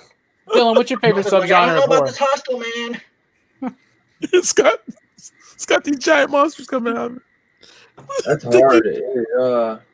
It'd probably be like monsters and creature films, and then probably slashers. Okay. Because I grew up like with those Universal monsters, so I always loved the creature effects, the makeup effects, and all that stuff. So stuff like that. But I love the slashers. I some of them are just so cheesy to me, but that's just what I grew up with. But I love all genres for horror. Like I'll even, like I just don't. I think I told you I don't like the word torture porn at all. I don't really get it. But see, like Hostel, those are good movies too to me. But Yeah, I like Hostel and Hostel too. I like I Hostel. love Yeah. horror. I It's guess not real I'd say cinema. creature features are my favorite of all time. What's your favorite creature film? Probably like the Wolfman or Don't something. say it. The old school Wolfman? The old school Wolfman. Yeah. The old Yeah. school Wolfman? Yeah. It's my favorite. That's my favorite Universal. That's my favorite. Yeah. Universal We're covering film. it this year. Yeah. That's up there. The Howling. Ooh yeah. Trying to think Ooh of yeah. Silver Bullet. Oh, Salem's Lot. Me and Robbie talk about that one all the time. Oh, Dylan, by the way, and everybody out there, the Stephen King PCP Army movie poll is up right now, pinned to the top of the PCP Army, the official Pop Culture Philosophers Facebook group. Do not make me watch Misery. Last Don't time make I me watch checked, it was neck and neck between Misery and Salem's Lot. Really? I'm gonna check it real quick. Do not make me watch Misery. You made a Salem Lot Please. movie? I was. Bro, loving- I can't deal with him breaking his ankle or her breaking his ankle. it was a mini series, right? The Salem's Lot thing. It was actually Salem's a Lot mini was really serious. Yeah, They've done it was- two of them though, Brooks. They did one, a modern one with like Rob Lowe, and they did one back in like '79. That's the one that's on the list. Which one? The 79 one. Okay. That'd be the second movie that Rob Lowe is in, a Stephen King movie. Yeah, because He was also on the stand, wasn't he? He's in the stand. Yeah. He's All the right. blind, the mute guy. Everybody, here it is right now. So join the PCP Army if you haven't already. Here's where the vote stands right now. We still have a week to go. We'll make the announcement next PCP Horrorfest when we talk about Cabin in the Woods. We'll announce the winner. So right now, Stephen King poll. This is going to be one of the reviews we do the week of Halloween. No votes for Pet Sematary from 1989. No votes for The Dark Half. 1 vote for Children of the Corn. I like Children of the Corn. I do too. That one also creeps me out. 6 votes for The Mist. Okay. That's a good one too. 11 good. votes for Misery. And when I came on here, it was tied, but Dylan just voted for Salem's Lot.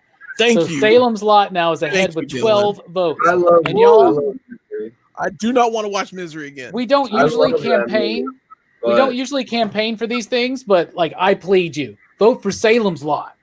I Please. just got it and I want to watch it.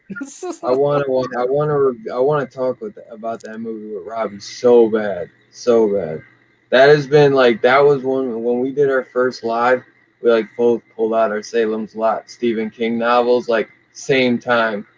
Yeah. And we've been geeking over that. I think that's what made us become like such good friends. Like we looked at each other totally different after that. We're like, oh my God. I was Where- drunk and high that night too. So, That answers so many questions. but no, man, that's a Salem's Lot, man. We go back on that, man. That takes us back old school, man. You bring a tear to my eye like David when his hand's on fire. That's what's up. Please don't do Misery. Please don't do The Mist. All the Mist. You don't like The Mist? I love. No, now I here's love the- The Mist. I love The Okay. Mist. Hold on. The Mist is phenomenal. You ever watch it in It black is. and white? Yeah, I love every film that's on that list. So, Yeah. Yeah. I get it. It's just, some are disturbing to me. That's then all. I look to see if I have all these films, right? I knew I don't have Pet Sematary, but I plan on getting that soon. But like, I never thought watched the I original. thought I had The Dark Half on DVD, and I look over there and it's not there, and I'm like, God damn it! Because I'm one of these splurges where I would just sell shit off. So I went and looked up the Blu-ray. The Blu-ray's like out of print, I guess, and it's like $85 on Amazon. Jeez. Oh my God. But it's got like no votes. I don't even think people remember that film. It was George Romero, and it was based on a Stephen King book. Yeah. I like Yeah. it. I think it's good. It's about a writer who has like an evil half. It's kind of Jekyll and Hyde, I right? never hear anybody talk about that movie. I liked it growing up too. I haven't Yeah, I like watched it in a while though. It's more Fable, you need to suspenseful, go. but it's good. Fable needs to go change his vote to Salem's Lot. I seen him put Misery, knock it Oh, I down. see that one again. Let's take a look at the chat real quick here. Misery. I had like a Misery kick last year when that Castle Rock series came out. And I went back. I still haven't watched that. I went back Good. and watched Misery a couple times. I love Misery, man. That's a phenomenal movie as well. But Salem's Lot has to win. It has to. Comics Misexplained says, my sister told my mom she was taking me to see a Disney movie, and she took me to see Misery with her friends. Wow. Yeah. That's, David fucking Hatch is here, and he says, why is there no Christine or The Shining? There's no Christine because I'm saving that for John Carpenter, and there's no The Shining because I didn't want an obvious winner. Yeah. And I felt like if I put The Shining on there... and because Dylan hates it for some weird reason. I love The Shining. I love Christine. David says, I voted for Salem's Lot just for you, Jelani. But he spelled it Julani for some reason. I like what else? I like the Mick Garris Shining better. That's a weird stretch. Weird stretch, dude. Abel says, I would have voted for Christine if it was there. Mick Garris. Comics Misexplained said, I voted for The Mist. Salem's Pot. That's a good one they should do.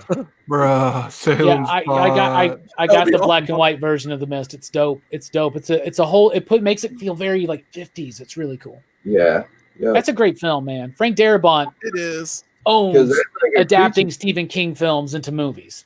He owns it. He's done 3 that were exceptional. So it's so sad. It's just oh god, and evil and twisted, and it's a different universe. I love The Mist. It's a different universe, man. Yeah, man. Are we even real? Are we? That's a good question. There is no spoon. Anyway, vote for Salem's Lot. Brooks, what would you like to see out of those movies? Any of them's good for me. I haven't seen most of them. Actually, I don't know if I've seen any of them, come to think of it. You've never even seen Misery? You ever seen The Mist? No, I've never seen Misery. Or The Mist. Oh, wow. Wow. Well, you should watch all of them. I'll get to see a new Stephen King movie that I haven't seen before. I'm surprised Pet Sematary has no votes. That's a popular one. I think that's one of I've never seen Pet Sematary. That remake left a bad taste in people's mouth. All the way through. That remake is garbage. Just dead animals, man. Dead animals. I'm not a fan. So look at that. Babel said he changed his vote. All right. That's my dude. I feel bad he didn't have to, but I appreciate it. Thank you, this man change his vote. Thank you. We need to beat Misery out. I will not watch that movie again. If Salem's Lot wasn't on there and I didn't want to review it so bad, Robbie, I would have probably picked Misery though too. I love Misery. Jelani, why do you not like Misery? The ankle breaking scene, the sledge. I hate that. I hate it. When he breaks his legs. This is the same guy that literally 10 minutes ago was like, "Yeah, I like the Hostel film." But I love Hostel. Something about Hostel's way worse than that. Oh man, I think the Misery. Maybe it's because when I watched this movie when I was young. When I watched this movie when I was young, I didn't expect it. Like what she was doing, I had no clue what she was doing until she did it, and I was like, "Oh!" And I can't. Since then, I was like, "Nope." And I saw the HBO like one other time, and I was like, "I definitely don't want to see this again." So I have a phobia about it, man. Here's something you need to know about Jelani as a film watcher. Jelani legitimately gets scared by these films. Yeah. Like anybody that's watched a film with him, Brooks, you can attest to this. He still gets scared and jumps out of his seat during Jaws. Yeah. Like, I watched Paranormal Activity with this dude, and it freaked this guy out. Paranormal Activity. I was there too in the theater. Yeah. He's like the chick. The first time I saw it. After that, it was nothing. But the first time I saw it, I might as well wet my pants. I don't like things that mess with you while you're asleep. Don't mess with me while I'm asleep. There's just so many. I mean, that's a good rule to live by. Don't mess with people while they're sleeping. Delaney, have you seen The Haunting of Hill House? Yeah, I like that. Does that freak you out? You're messing with me while I'm asleep. So it's still good, but like. So you'll watch it, but it'll just scare you still. If you're gonna come at me, you come at me full force. You come at me in my face. I like how Jelani's taking horror movie plots personally. Yeah, man. Don't It's like write you're a not script. getting the movie, dude. But he gave Critters a 5. Because Critters was awesome. And Critters is awesome. Critters is It's awesome. not, it's not better than the Thing. It's not. I'll tell you what, The Thing still scares the pants out of me. 4.5 will never change. Will never change. Okay. I'm sorry. You out there in the chat, what's your favorite Stephen King film adaptation? Sound off right now. I want to know. I'm going to ask us too. Mine is The Shining, and it's like probably the worst actual adaptation because it differs, but I love that film so much. I think it's one of the greatest horror films ever. So I'm going to throw with Brooks because he says he hasn't watched a lot of these ones that are on the poll. So Brooks, Right. what Stephen King films have you seen that you do like? Yeah, I like The Shining too. The Shining. I like Carrie a lot, actually. Carrie's good. I think Carrie's a pretty good movie. Which one or both? The first The one. original was Sissy Spacek. Hell Yeah. yeah. I thought the remake was really good too, man. I haven't seen it. It's good. It's Is got that what's the her one- name that played Hit Girl. Gas. Chloe Yeah. Moretz. Chloe Moretz. Chloe Grace Moretz. I think. Yeah, I like that one. Hit Girl. Hit Girl. Yeah. Yep. That one's I- better. I- That one's I better like to watch Hitman on a series date. too, Trust pretty me. much. That one's better to watch on a date. Trust me. Yeah. The first Carrie is not good for Watch dates. Night of the Creeps. What? You ever heard of Night of the Creeps, Jay Strick? Mm-mm. That's a good one. You ever watch Halloween 3? Yeah. So you know who Tom Atkins is, Season the of main the- character. Yeah. He's in it, Night of the Creeps, and he's phenomenal. Okay.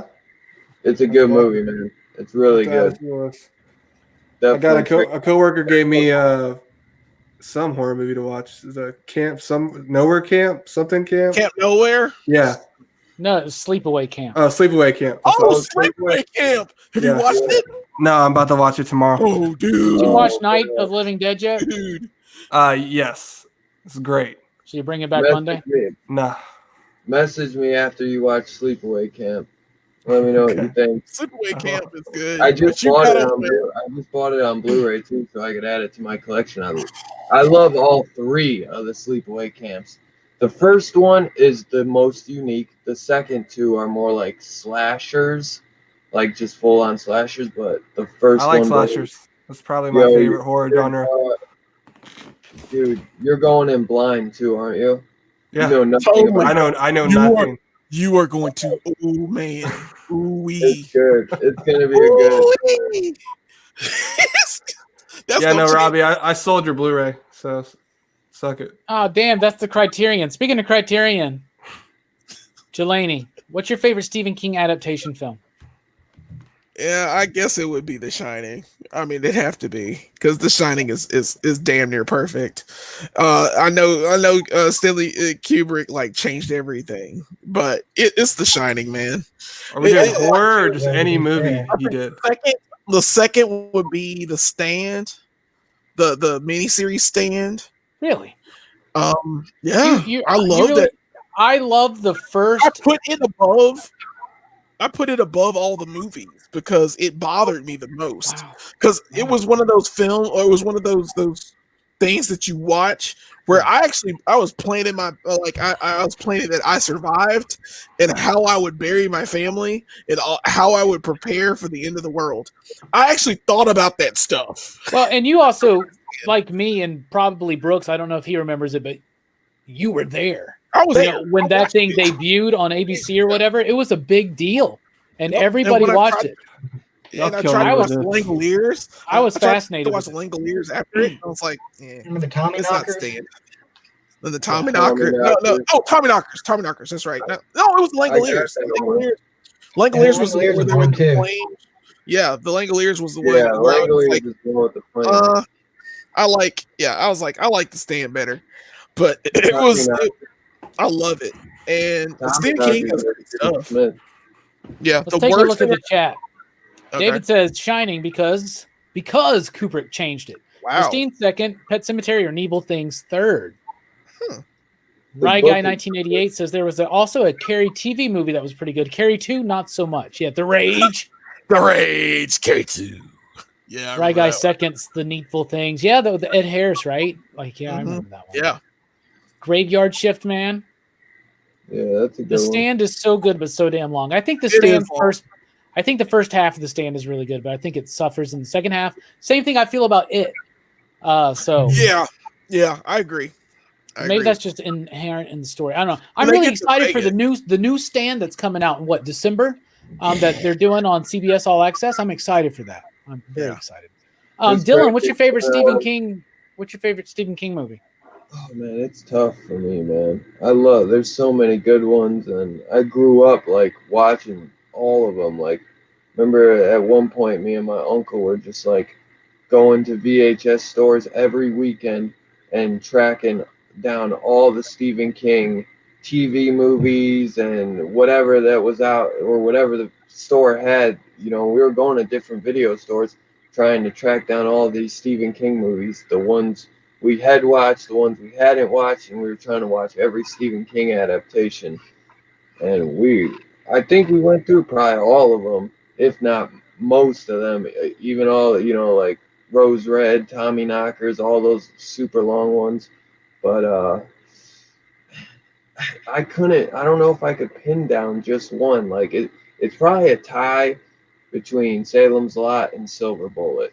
Those were the two that affected me the most growing up. And Salem's Lot or Silver Bullet Silver Bullet's good. probably would win it out a little bit more because as a kid, that one held my attention a little bit longer because Salem's Lot is so long. That's a 3-hour movie compared to what, an hour and a half. But Silver Bullet, I guess, would even it out a little bit. But I always just love that, man. Love that movie so much. Wolfman is my favorite creature. Or monster out of the Universal monster stuff. Wolfman has always been my favorite. So yeah, I'd probably go Silver I agree Bullet. with that, man. I am a huge Stephen King fan though. Like growing up, like I didn't like to read in school. Like I hated reading the books they would try to force you to read. I got into like scary stories to tell in the dark. I used to rent those out like every time they take, oh, it's time to return them. I'd be like, all right, well, I want them back. I like have those scary stories like on hold at all times from my library. And I started getting the Stephen King novels. That's one reason too why I always loved Jack Nicholson's Shining, but I like the book better. And I haven't read the book in years, so I don't remember that much. But when I was a kid, I always I don't know, man. I kind of went toward, like, it's scary as shit, the Jack Nicholson one. But I always went to that TV movie one a little bit more just because I had read the book. So I knew this one is more like the book. But yeah, The Shining is phenomenal. The only Stephen King Everyone books. seems to say it's their favorite. It's just not my favorite out of all his Stephen King adaptations. Because that's not a Stephen King adaptation. It's a loosely adapted Stephen King movie, in my opinion. It's a Kubrick film. Yeah, exactly. What it is. That's all it is. That's all it is. Exactly. Didn't they do a series of The Shining too, like another TV kind of miniseries thing? Yeah, That's they did kind it with, Too the guy closer from to the book. Vegas. I can't And remember Stephen his name. King. Mark Webber or David Weber. Mick Garris directed it. Stephen King wrote the screenplay though for the TV movie one, so that one's more based on his book. But because I guess a big reason why Stephen King said he doesn't like it is he gave Kubrick a screenplay and Kubrick just tossed it to the side like, no, you know what I'm saying? I'm He making wrote it. it down. And Mick Garris even said, I think he takes Stephen King's side, obviously, since he directed his version of The Shining. But he even said, he's like, it always disappointed me because it's not the book, and I love the book so much. And I related to that because that was one of the first books that scared the shit out of me. Like, that book is so creepy, man. Like, it is so well done. That was I think that might have been the first book I ever got too, because I can't remember how I got it, but I think I got it at like a Barnes and Noble or a Borders for like $5 or something. And back then those books were like 10 or 12, and my dad wouldn't let me just because I'd go in there and I'd be like, I don't know what to pick, man. Like I want to get everything Stephen King. and he would be like, buy one, read it, and then I'll get you another one. So I had, sometimes those books you take you a month or 2 or 3, especially with Stephen King, them thick ass novels. So yeah, man, there was definitely some good stuff in there. I've only read a little bit of Stephen King. I've read Salem's Lot. I've read Firestarter, which has been mentioned in the chat. That's a pretty decent movie too. And I've read Carpenter was 6. supposed to do that. He was supposed to do Firestarter, John Carpenter, but they screwed him. Oh yeah, that would have been probably a better film. Awesome. It would. That would have been a better film. And I've read 6 of the 7 Dark Tower books. But what about you, Strickland? You got a favorite Stephen King adaptation? Yeah, Stephen King movies and adaptations are so hit or miss for me. I mean, obviously The Shining is classic, but probably Christine is really good. I really like Dr. Sleep, dude. I keep pushing that movie to everyone I talk to. It is really good, man. It's pretty much a sequel to The Shining. Like it really is. Yeah. Hell yeah. I love and there's a lot of callback. There's even scenes where they film like young Danny. So it's good, man. Even it young really Jack, even flashbacks to Jack Nicholson. Mm-hmm. Yep. You know that I told you before that the guy who did Haunting on Hill House, who directed it, he directed Dr. Sleep. I can't think of his name. I could totally see that. Like I can't think of his name off the top of my head. Who did the director?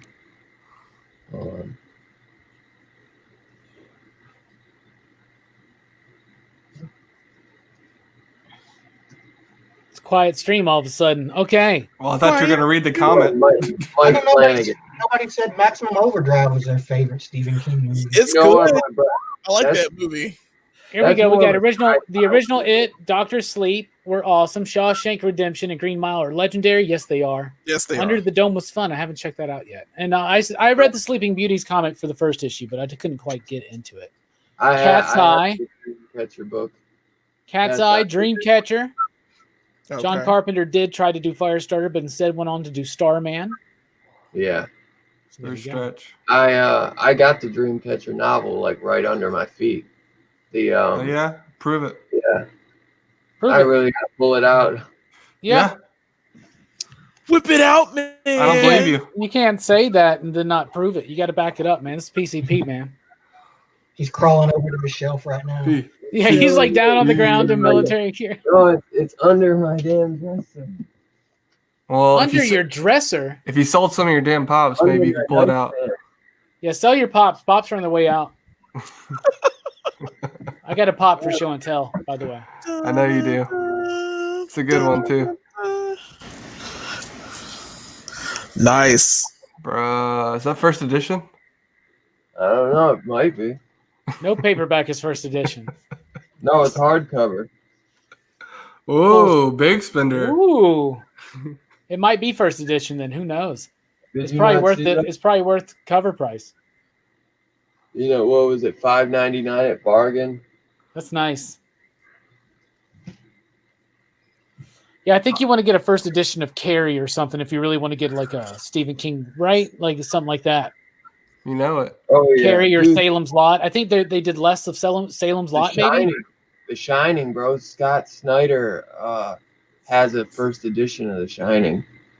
Nice. Oh, yeah? Prove it. Go check his IG. Just calling Really, out, hey, dude. I have first editions of quite a few Star Trek novels, believe it or not. Oh, yeah? I thought you had all of them, or damn near all of them. Dude, I have a first edition. I've only read probably 3, but they're all of them. I have read more than 3. But I don't know if I'm quite in double digits yet. I need Okay. to read some Star Trek books. My uncle fucking sold my Harry Potter books. I had the whole set, first edition, and now I only have one. And now I only have one, and it's all beat up, but it is first edition too.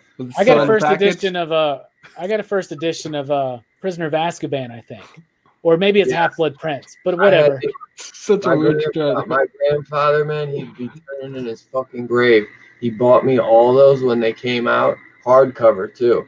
And Nice. my uncle comes over one day to borrow them, and he fucking never gave them back. And to this day, he'll because he's still like he'll still like my grandmother will be like, oh, he gave you those back. I'll be like, did he now? Because I don't. Well, where the fuck are they then? Because I don't We're have not trying to bring up your drama, bro.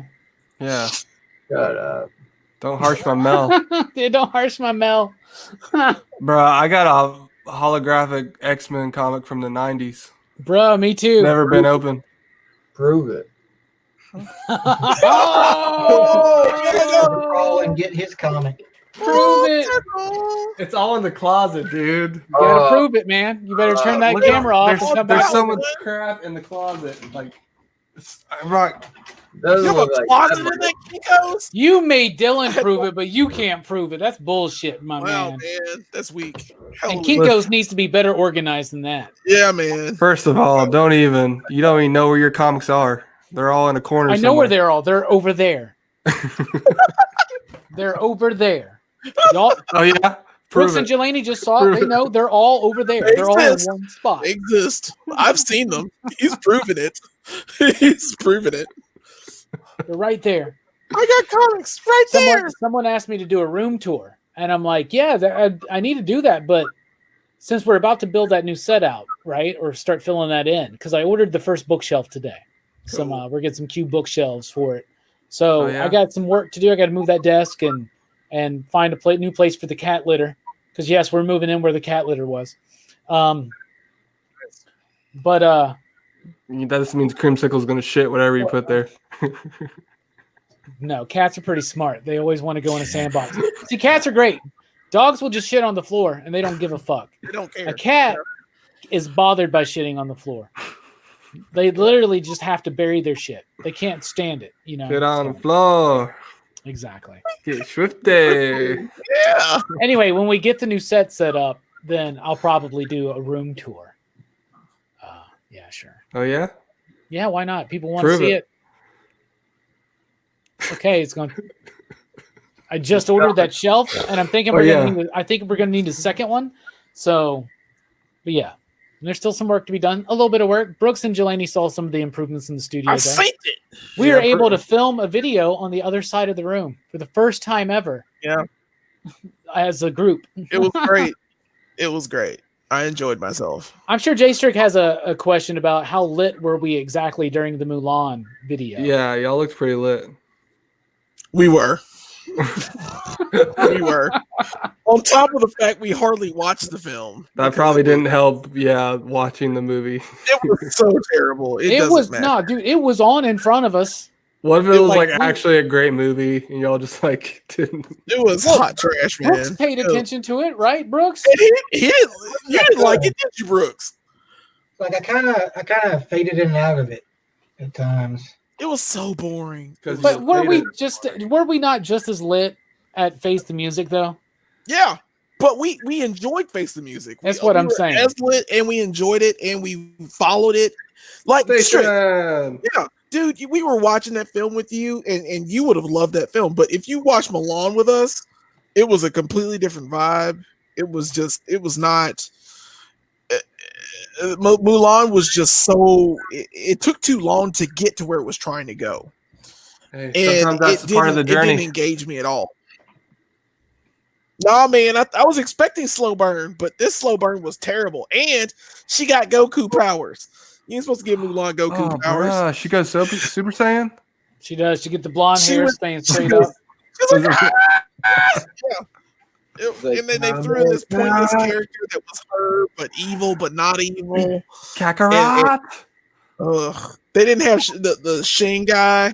The Shin guy from the original Mulan wasn't in it. Oh, Mushu yeah, he- definitely wasn't in it.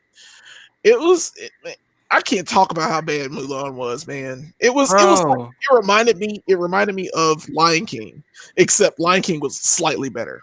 What just happened?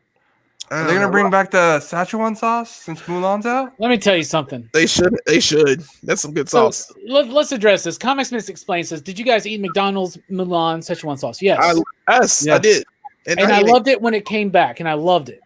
Mhm. Strickland told me the other day that they had it back. You just have to ask for it. It's not on their Yes. menu, right?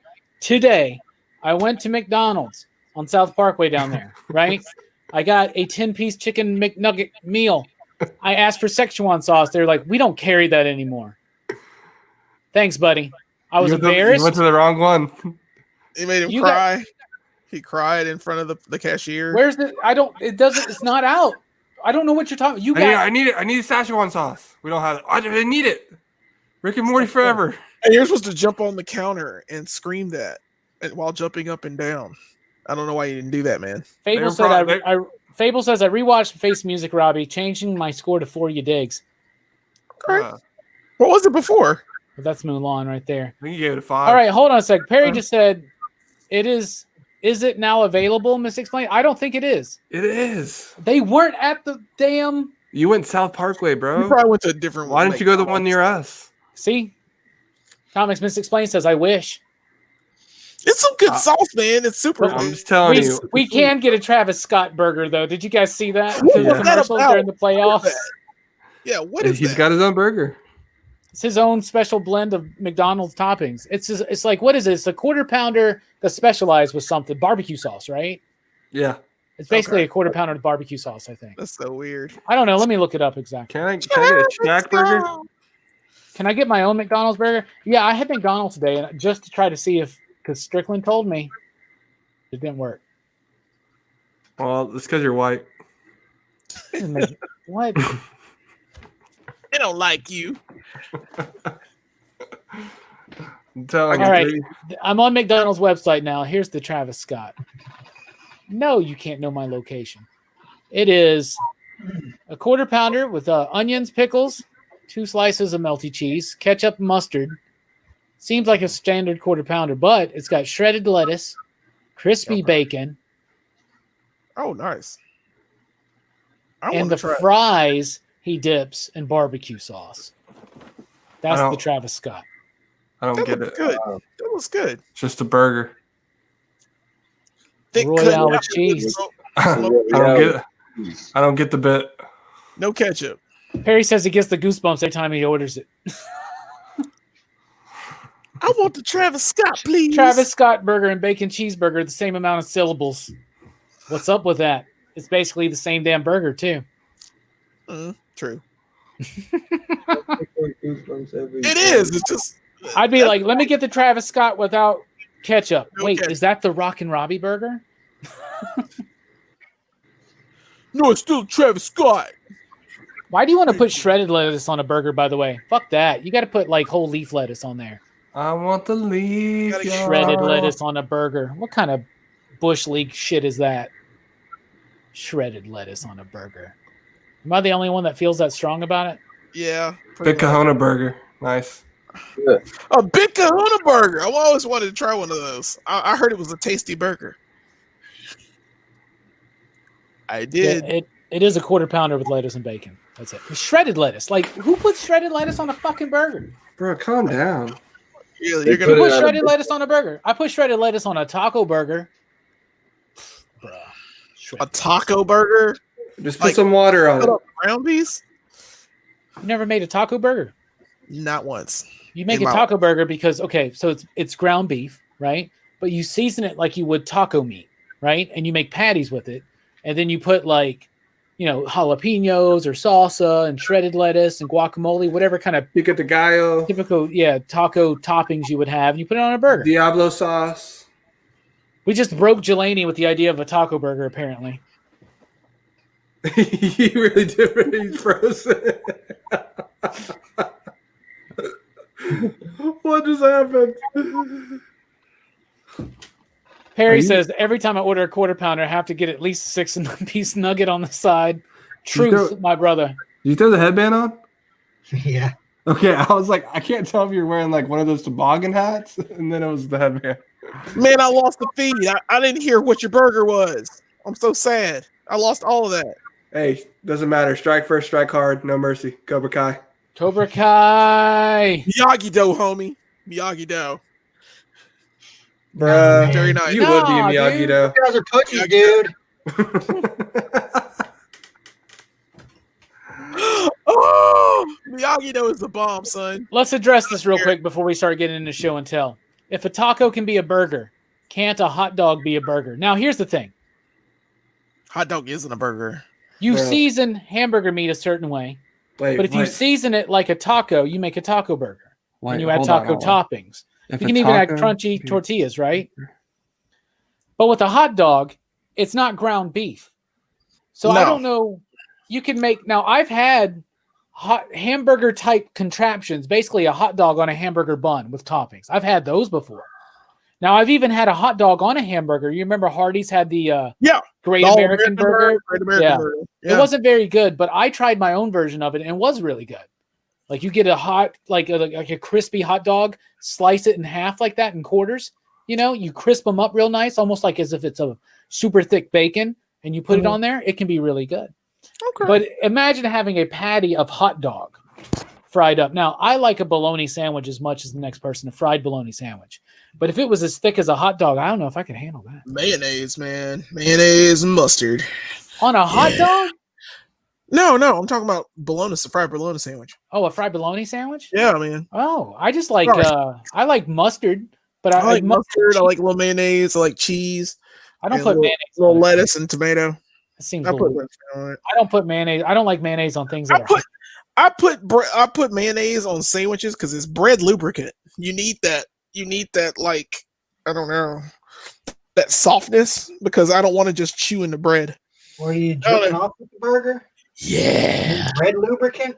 Oh, bread lubricant, son. That's the best way to call it. But best thing to call it. It's just the topping of all toppings. I'm sorry. I was getting my show and tell out, and I just threw up in my mouth. Did you just say bread lubricant? Yes, sir. Bread lubricant. Yeah. It's disgusting. That's what mayonnaise is, man. That's what bread is. I don't like mayonnaise on things that are hot. That's it. I don't like it on hamburgers. I don't like it on things that are hot. On your rice bowls? Don't like it in my rice bowls. You know, I don't mind it being hot. I mean, hamburgers are fine for me with mayonnaise. It's perfect for hamburgers for me. I'll eat a ham sandwich with it. So, what if you use the hot dog for the meat and the taco? Is it still a taco? I guess so. A hamburger. I mean, a hot dog taco. A taco made with a hot dog is very close, I think, to the Burger King taco whenever that's available. So is a hot dog a sandwich? Can it be a sandwich? Now, here's one thing. I do like mayonnaise on an egg sandwich. No. Like scramble some eggs. No. Like scrambled eggs and a little bit of and some really nice slices of tomato. Scrambled eggs with cheese and hot sauce. I went to Gibson's a couple this week, actually, Tuesday or something. They got their breakfast sandwich like you had before. District. But dude, the lady was like, "Do you want to try it with like lettuce, tomato, and mayonnaise?" I was like, "I don't know," because I wanted a bacon, egg, and cheese sandwich. They didn't have it on the menu, so I had to ask for it. And she was just like, "You want lettuce, bacon, menu?" Because sometimes things are off menu, and you have to ask them for it. And she was like totally the 30-year-old, like the 20-year-old Szechuan sauce. It was so good, man. Yeah, it is, man. But it was so good, man. With lettuce and tomato and mayonnaise. I was like, "What?" Yeah, man. I get it like once or twice a week. Oh, yeah. I'm getting it tomorrow. As soon as I wake up, man. That's my jam. I like mayo and tuna. I like a tuna salad, and I like tuna on my mac and cheese. I've always done that. That's delicious. I tried tuna and mac and cheese. Why don't you tune up these nuts? I make a pasta salad. I'll put tuna in it too.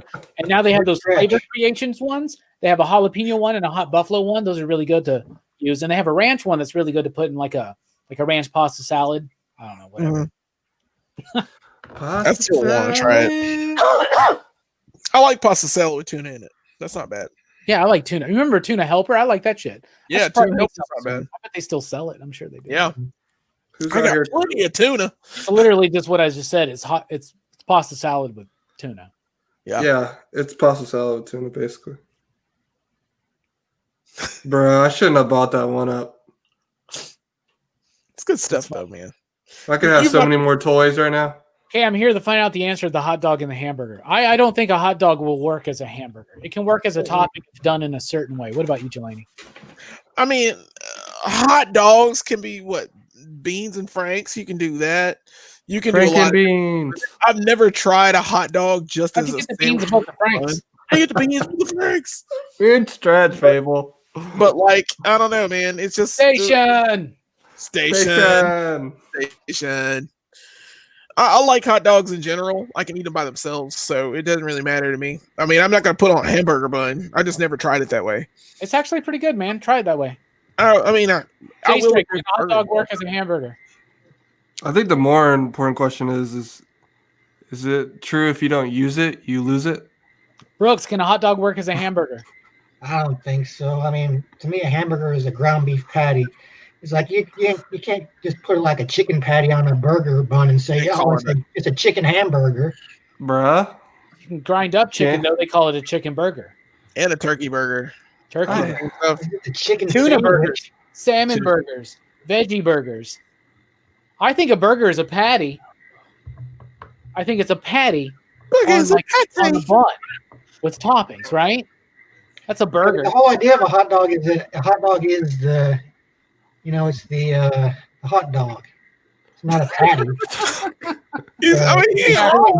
I think if a hot dog was made into a patty, that would count as a hot dog burger, like a hot dog burger. Or you could have a burger with hot dogs on it. Dylan, can a hot dog work as a hamburger? I don't know. Maybe if you slice it up. I guess. I think a hot dog is just a perception of your own reality. You're right about that.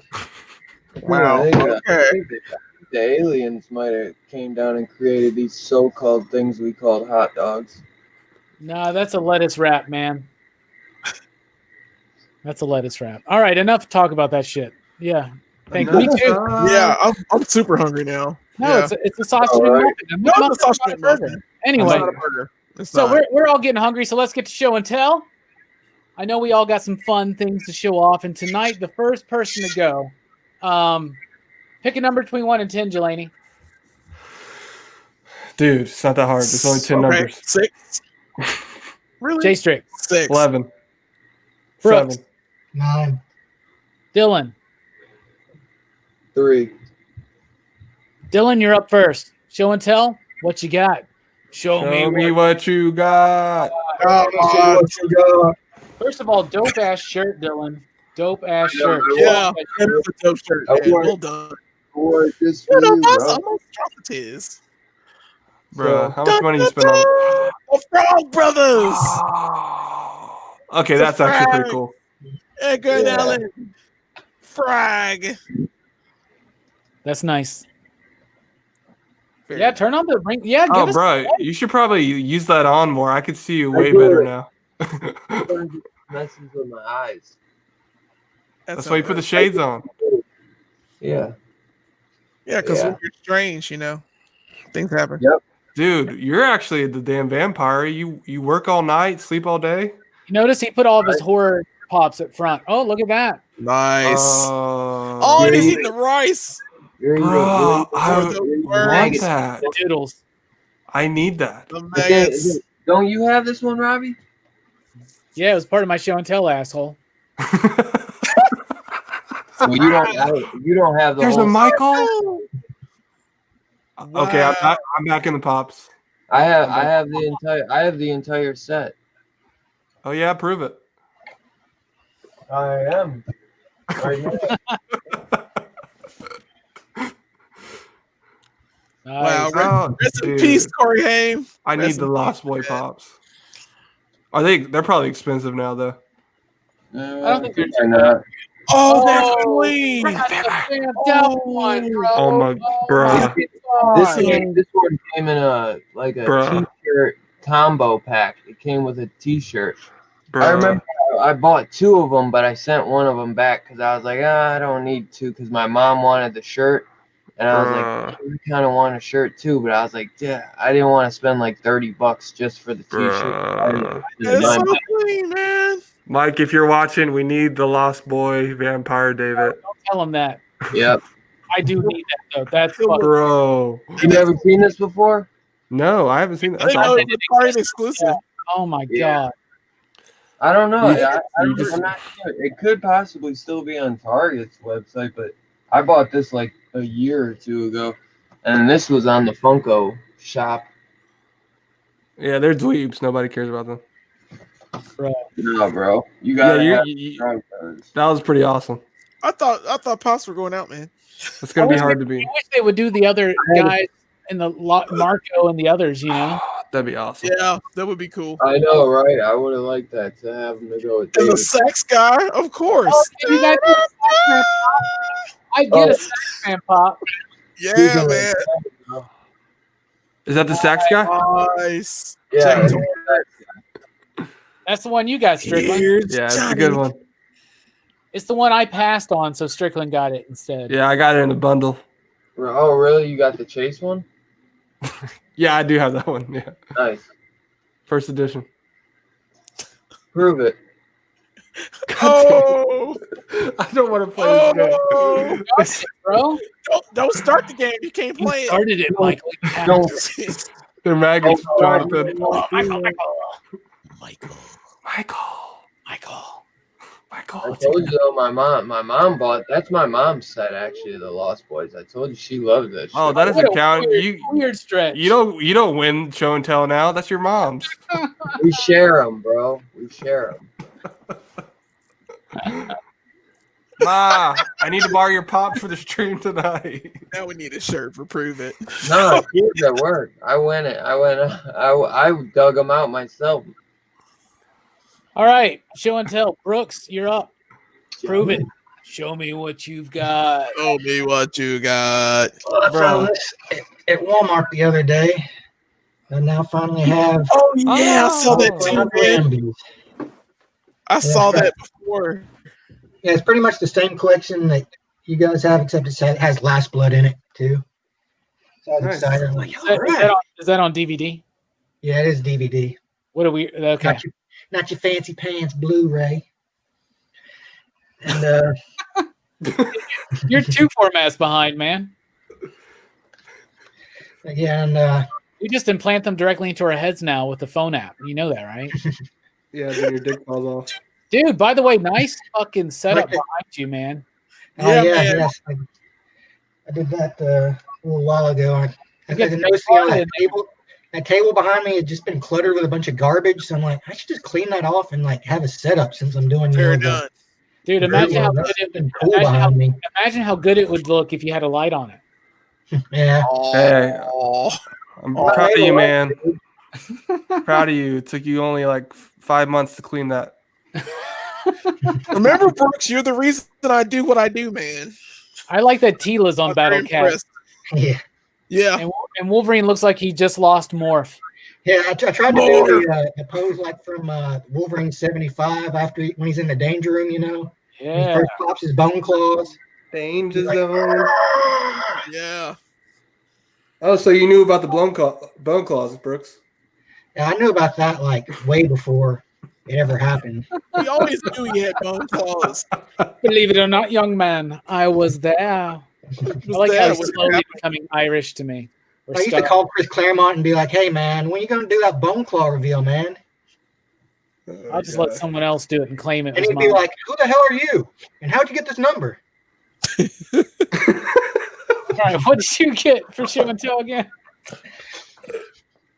I got this little guy, courtesy Oh, of, Woodstock. courtesy of Mike as a little birthday gift. It's a little Woodstock in his Happy Easter birthday, bunny little outfit. You can pull off the hood. That's awesome, So dude. cute. That is cool. Sweet Woodstock. Happy late birthday, by the way. Yeah, Yeah, dude. man. And then, oh, by the way, I walked in the comic shop and Strickland like offered to pay for my comics. I looked at him. I was like, "What do I look like? A charity case?" I took him and threw him on the ground. What the fuck? That was a weird stretch, dude. That was a great stretch. Seriously, thanks for that, dude. Oh, Robbie bought your trade too, so it was from both of us. Oh, that's And, so sweet. Found another piece. Got my boo Barda here. Big Bonner. Yeah, son. At night, I think of you. Doot. I got her That's taken more up with the weapons. I just put this master sword from another Link figure in her hand. Your call, boo. She looks good. Yeah. I didn't know what to do with my big Barda because I don't have a weapon for her either. I think it's supposed to be that stick. the little, I don't know what it is supposed to be. The boom tube box. It's some kind of a rod. Yeah, it's a I rod. forget what it is. It's a rod. Yeah. Some kind of a rod. Hello, Roddy. You're just like a walking nerd billboard with your Baby Yoda shirt and Cobra Kai headband. Miyagi-Do, son, all day. All right, and I also got something else. I got this book from this guy that works at the comic shop. He said it was good, so I got it. And he gave it to me for my birthday, and I read it. Was it good? Good. I like it. It's like a vampire tragedy. Oh, There's some guy that gave Like me I that recommend it. book It's called too. These Savage Shores. It's like a vampire story set in like back when the British were colonizing India. Yeah, I liked it a lot. It's pretty good book. And last, I saved the best, of course. What you got? My Rogue Slammer. Oh my god. what? I was not expecting that. I was slamming, man. And I had to have my Rogue Slammer. I couldn't use any other. Oh my God. Gold Rogue Slammer. Dude, that's from like Wait, back in the original Pog days. I was going to say, Yeah. I used to collect the X-Men sets. They used to have them in, like the tubes and stuff. You get like a whole tube. oh of, my like, god, random those were X-Men so cool. Pogs, and it would come with like a slammer like this one. I had like 5 different ones. I had like a Beast, a Gambit, Rogue, and like a couple of others. Well, Gambit was the best one. Oh, Jerry. Dude, bringing in the gold slammer, rogue slammer. Come on, bro. And Brooks, that reminds me, we got to get back into that idea and actually start fleshing that out, man. Because, man, the Pogs, I just watched Cobra. And remember, I always told you the idea was going to be like Mighty Ducks meets Karate Kid, right? Yeah. I feel inspired by Cobra Kai to really do this. And Lost Boys. And Lost Boys. The And Near entire Dark, fight. which has just as good of music. And Fatal Attraction. Yeah. Anyway, very excellent show and tell. Show and tell. Jay Strick, you're up. Excellent. Show me what you've got. Well, Brooks will like this. I started it finally, and it's really good so far. The Wow. Turtles IDW. It's like the first 12 issues. And it's That looks hardcover. so That's good. nice. Yeah, it's dope. It's really good so far. And then I've read these, but then I got the hardcover for it. It's the Rick and Morty. It's also hilarious. And so Good Lord, if you it's open hard. it up, it'll have Rick and Morty talk to you. All right, it's a sound chip, baby, on a comic book. Futuristic stuff. We got a sound chip up in this. Oh man, I can't believe it's sound chip. I can't believe it's sound chip.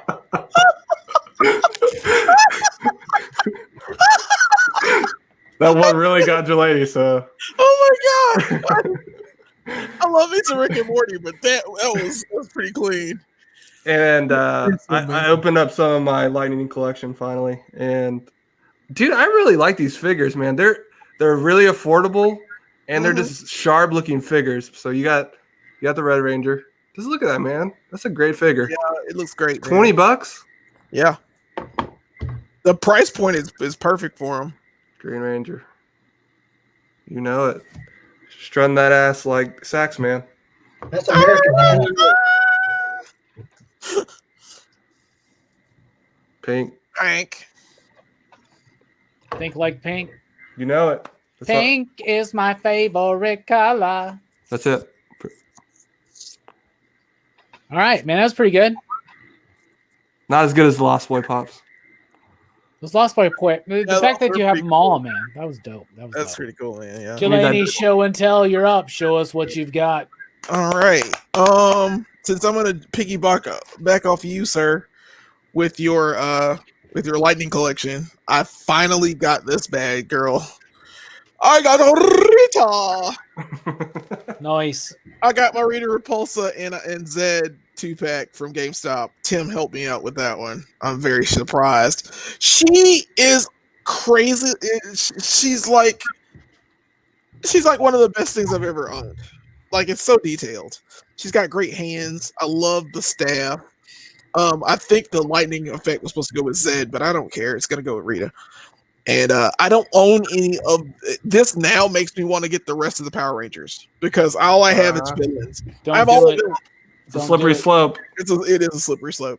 Oh, but yeah, Rita, man, That's my territory, Jelani. Don't step on it. Yeah, man. But I'm loving these figures, man. The That's villains my are so good. territory, Jelani. Don't step on it. We'll cut you. That's his territory, Jelani. I'm Don't totally step getting, on it. I'm totally getting a Trini, man. I got to get a Trini to start it off. Eventually I'll get her, and then I will get the rest. It's too late. All right, next, a little Amazon fun. I got the Logan Wolverine Nice. figure from Amazon. I'm getting the rest of them through Mike, maybe, hopefully. But So that was the Amazon exclusive? this is the Amazon exclusive Logan from the worst movie, X-Men Origins. But Bruh. he looks so. What are you talking clean. about, man? That's the Gambit. He comes with the phone. Oui. Mon ami, maison, there's more celery. I love you, Cher. Tu shall call. If Hula we charge the card, and Yeah. then we blow it up. Dude, Life don't get much better than this. and then I got this lovely creature yet. I'm not gonna open it. Mysterio. Set, man. I'm so glad I got it. They came out with other versions of the Mysterio before this one, but I think this might be my favorite because it's so detailed right here, just in the clothing. And I might open it one day, or I might just get a second one to open. I don't know, but I am a fan of this. Mysterio's an asshole. And then, yeah, he is. Did you say Mysterio's an asshole? Yeah. That's an asshole. Yeah. He is, dude. But I also right. from that set, I also got the Daredevil. Yeah. I am so happy about this Daredevil. He is by far the cleanest Daredevil. The fact he has these like little wristbands with where you can put the Billy Club. I want him to have a Billy Club and him have that Billy Club in there too. Oh yeah, I'm Only a fan. thing he's missing is the saxophone. It's so clean. All right, and then with the I help still of believe. I still believe. I still believe. I still believe. And heat. Upon the waves, in your face. Lost boys are great. I still believe.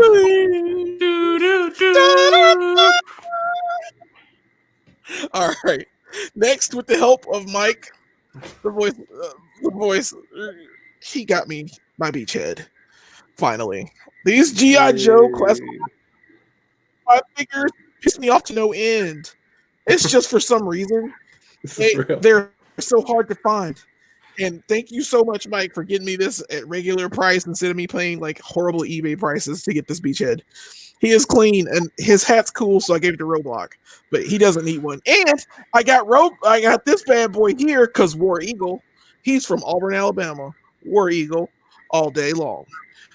That's one. All right. I don't care. You sure he wasn't from Auburn, Georgia?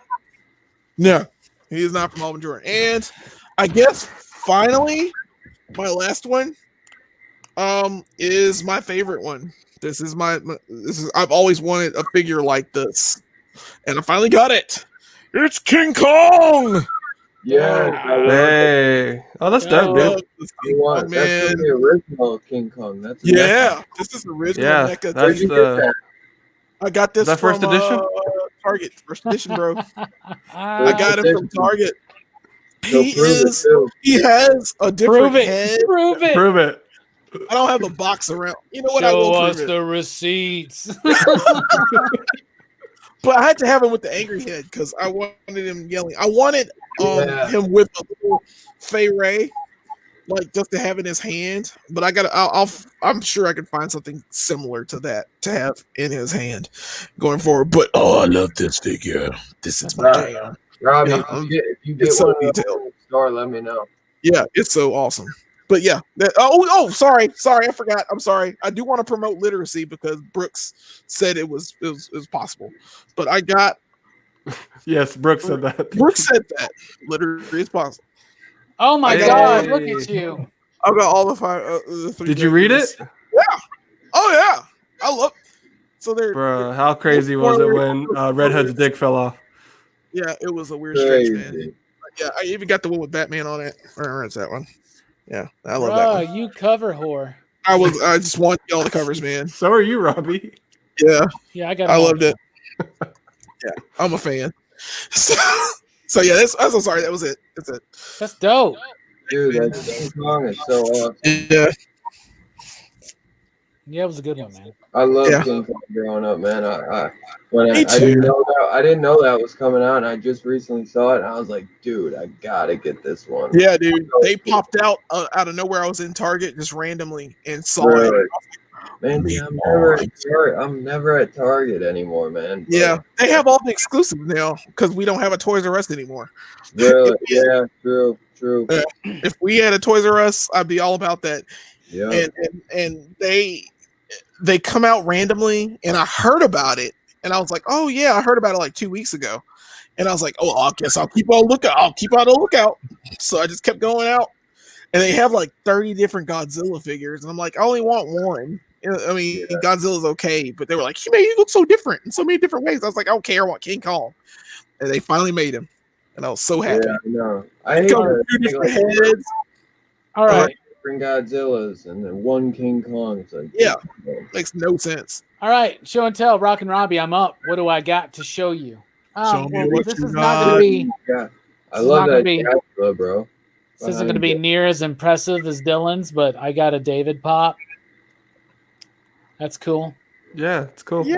I thought that was I having mean, better. I've already seen it tonight. Yeah. But I do have this mystery mini of David as well. Hey, Whoa. Chinese This one- food. He's got the maggots. they're maggots, on that Michael. one, yeah. They're maggots, So- Robbie. Really like that one. So that's kind of cool, I guess. I got this pop right here from Mike. Mike just gave this to me. He said, I thought you needed a toy win. I was like, all right. And so he got me this Gerard Way pop Hell yeah. from Nice. Danger Days. And you guys Oh, know how much you know how much I love the Danger Days comic book and that album. I And didn't even know they were doing a Gerard Way Funko. and there's Yeah, the man. other one. This one came out last year or 2 years ago. I got that one too. Maybe like 4 years ago. But there's Black yeah, that Parade, came out. Danger Days. It's great, man. So all of a sudden you're a big MCR fan. I don't Yeah, of course. get it. I got this recently. Oh, Shadow. finally! I need to get one Oh, too, Shadow man. Monaco. You won't open it. Not tonight, but Sunday night. Oh yeah. Yeah. Prove He's it. gonna open. Hey. Oh God! In It's spirit that of Horror film. Fest, these are some of the Yeah. movies on the Stephen King poll. Yeah. Yeah. Yeah. Are you a big fan of Children of the Corn? Yeah, I like that. Yeah, movie. I like It Isaac. creeps me out still. But here's the Isaac's- big highlight. Isaac's creepy. I just got this last week. Yeah. Salem's Lot, son. Bruh. I hope we watch Salem's Lot. I Oh, really love do. that Salem movie. Lot, PCP I hope we watch that one. I think it's Bruh. 1410 right now. Salem's Lot. Yeah, Let's do it, guys. yeah. All right, I got a few more things I want to show off here. I got some vintage stuff. What you got? I'm just gonna briefly show out here. Mm. Oh, nice. Nice. Very Baxter nice. Baxter Stockman. Baxter Stockman. Yeah, son. They still need to make a neck of him. The Nice. original Man at Arms.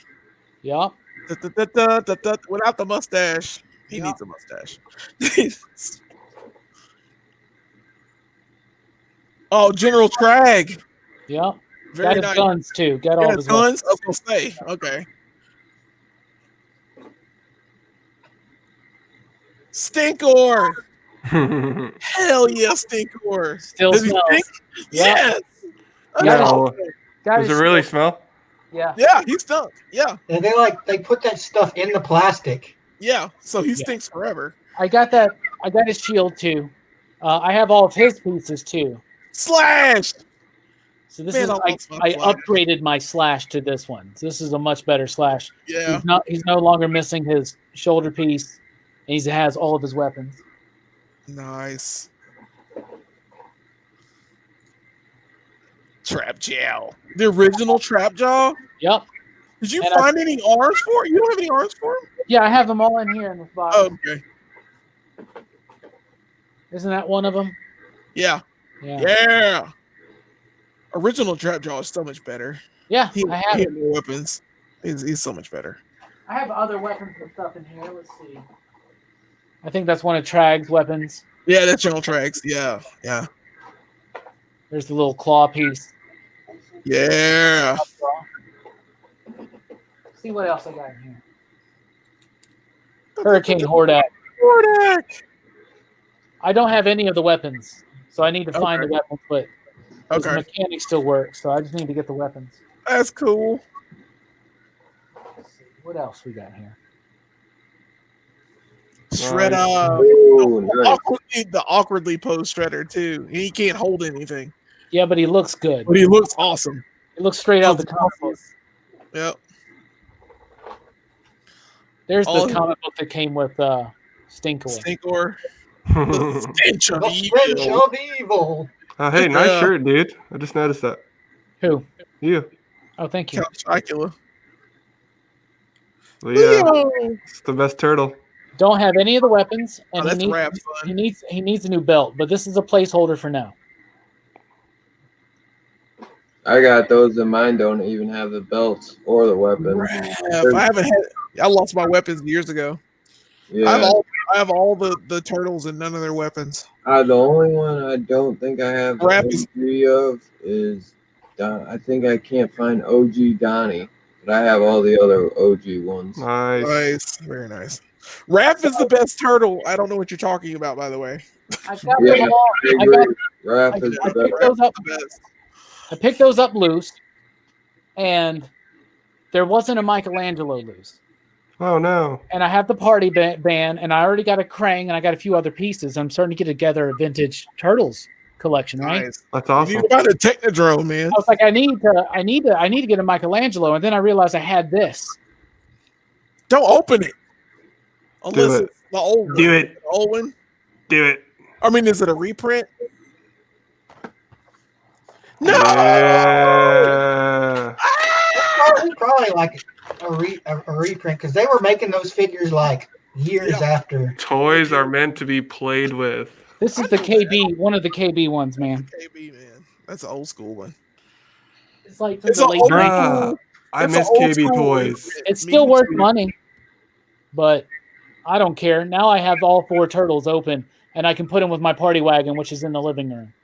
Yay. yeah? Look at my Prove- Mikey. And Prove guess it. what, y'all? I have all of his weapons, including the weapons rack.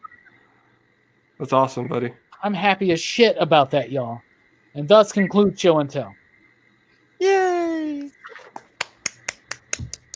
Da, da, da, da, da, da, da, da. I can't wait to watch this again and see Jelani's reaction when I open that. Why did you open? I mean, you could just I find another wanted- loose one. I wanted to do it, I know, but I wanted to do that. No, I bought that with the intention of opening it. God dang Uh, it. And so when I wanted to open that up tonight so that I could see your reaction in particular. Anyway, that's the show, everybody. That's the movie review for Lost Boys. That's the back chat. Thank you so much for joining us. We're about to hit final thoughts.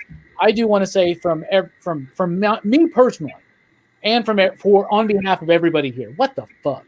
I drank David's blood. So we thank you for putting up with us for 3 hours and checking out our thoughts on the Lost Boys and our thoughts on other back matter in PCP Backchat. That's right. That's the new name of it. Y'all like that? Backchat? Oh. I'm workshopping it. Anyway, Jelani, final thoughts. You guys are cool. We had a cool time. Horrorfest is finally here. So yeah, I'm excited. Let's enjoy these movies because prepare to be scared. Especially Dre Strick, the Reanimator, sir. It's gonna freak you out. It's the plan. So I can't wait. Dylan, my brother, thank you so much for being here with us and joining us for PCP Horrorfest. I'm excited for the journey we have ahead for us. And everybody, be sure to subscribe to Dylan's comics. You can find him featured. And right after this, hopefully, I'll put his link in the description below. Anyway, we want to get Dylan to 1,000. Dylan, final thoughts. Dude, just glad to be here, man. Thanks as always for inviting me for my first official horror fest with the PCP Army and my great friends that I have made here, man. Fucking love all you guys, bro, and I love doing these, man. But yeah, man, it's gonna be a great journey, man. I can't wait because it's good to know that I don't have to watch all these horror movies all alone and then just talk to myself about it. So Yeah, man. I can't wait. Yeah. That's awesome, man. Thank you so much for being here. Jay Strick, thank you for joining us. And this is also your first official Horror Fest with the gang. Actually, it's not. You did Nightmare on Elm Street with us and something else. Something else. I don't remember what it was, but you did. Maybe this isn't your first official Horror Fest. But this is your first time you're diving into it. Jay Strick, final thoughts. Yeah, man. Horror movies are a blast. Excited to be here with y'all and do the thing. And I guess I'll end with a Mr. Miyagi quote. There's only, what did he say? Really? Really? I can't remember. I don't know. He says something like, "There's no bad spoon. there's no bad students, only bad teachers." Okay. Crease. Crease. Crease. He is evil, man. Why would you want to be a part of Cobra Kai with him in charge? Awful human being. Brooks, thanks for being here for another Horror Fest. Final thoughts. Well, I had this whole thing. I was going to do a shirtless saxophone solo and everything, but it fell through at the last minute, man, so I got nothing. I'm sorry. I can mime it. Yeah, mime. I was going to be oiled up and everything, man. All right. I'm pretty sure Robbie would have wanted to see. Just imagine it, Yeah. Use your imagination. I'm trying not to. I am. No, My final thoughts are sleep all day, party all night, never grow old, never die. That's a life lesson that I learned as a child, and I've continued to try to live by today. Lost Boys life. We're all about it. You know what I'm saying? Thank you so much for joining us. It's going to be Cabin in the Woods next Friday night as Horror Fest rolls on through. It's literally our favorite movie coverage that we do. We thank you, and we'll see you next time. Stay scared. Da, da, da.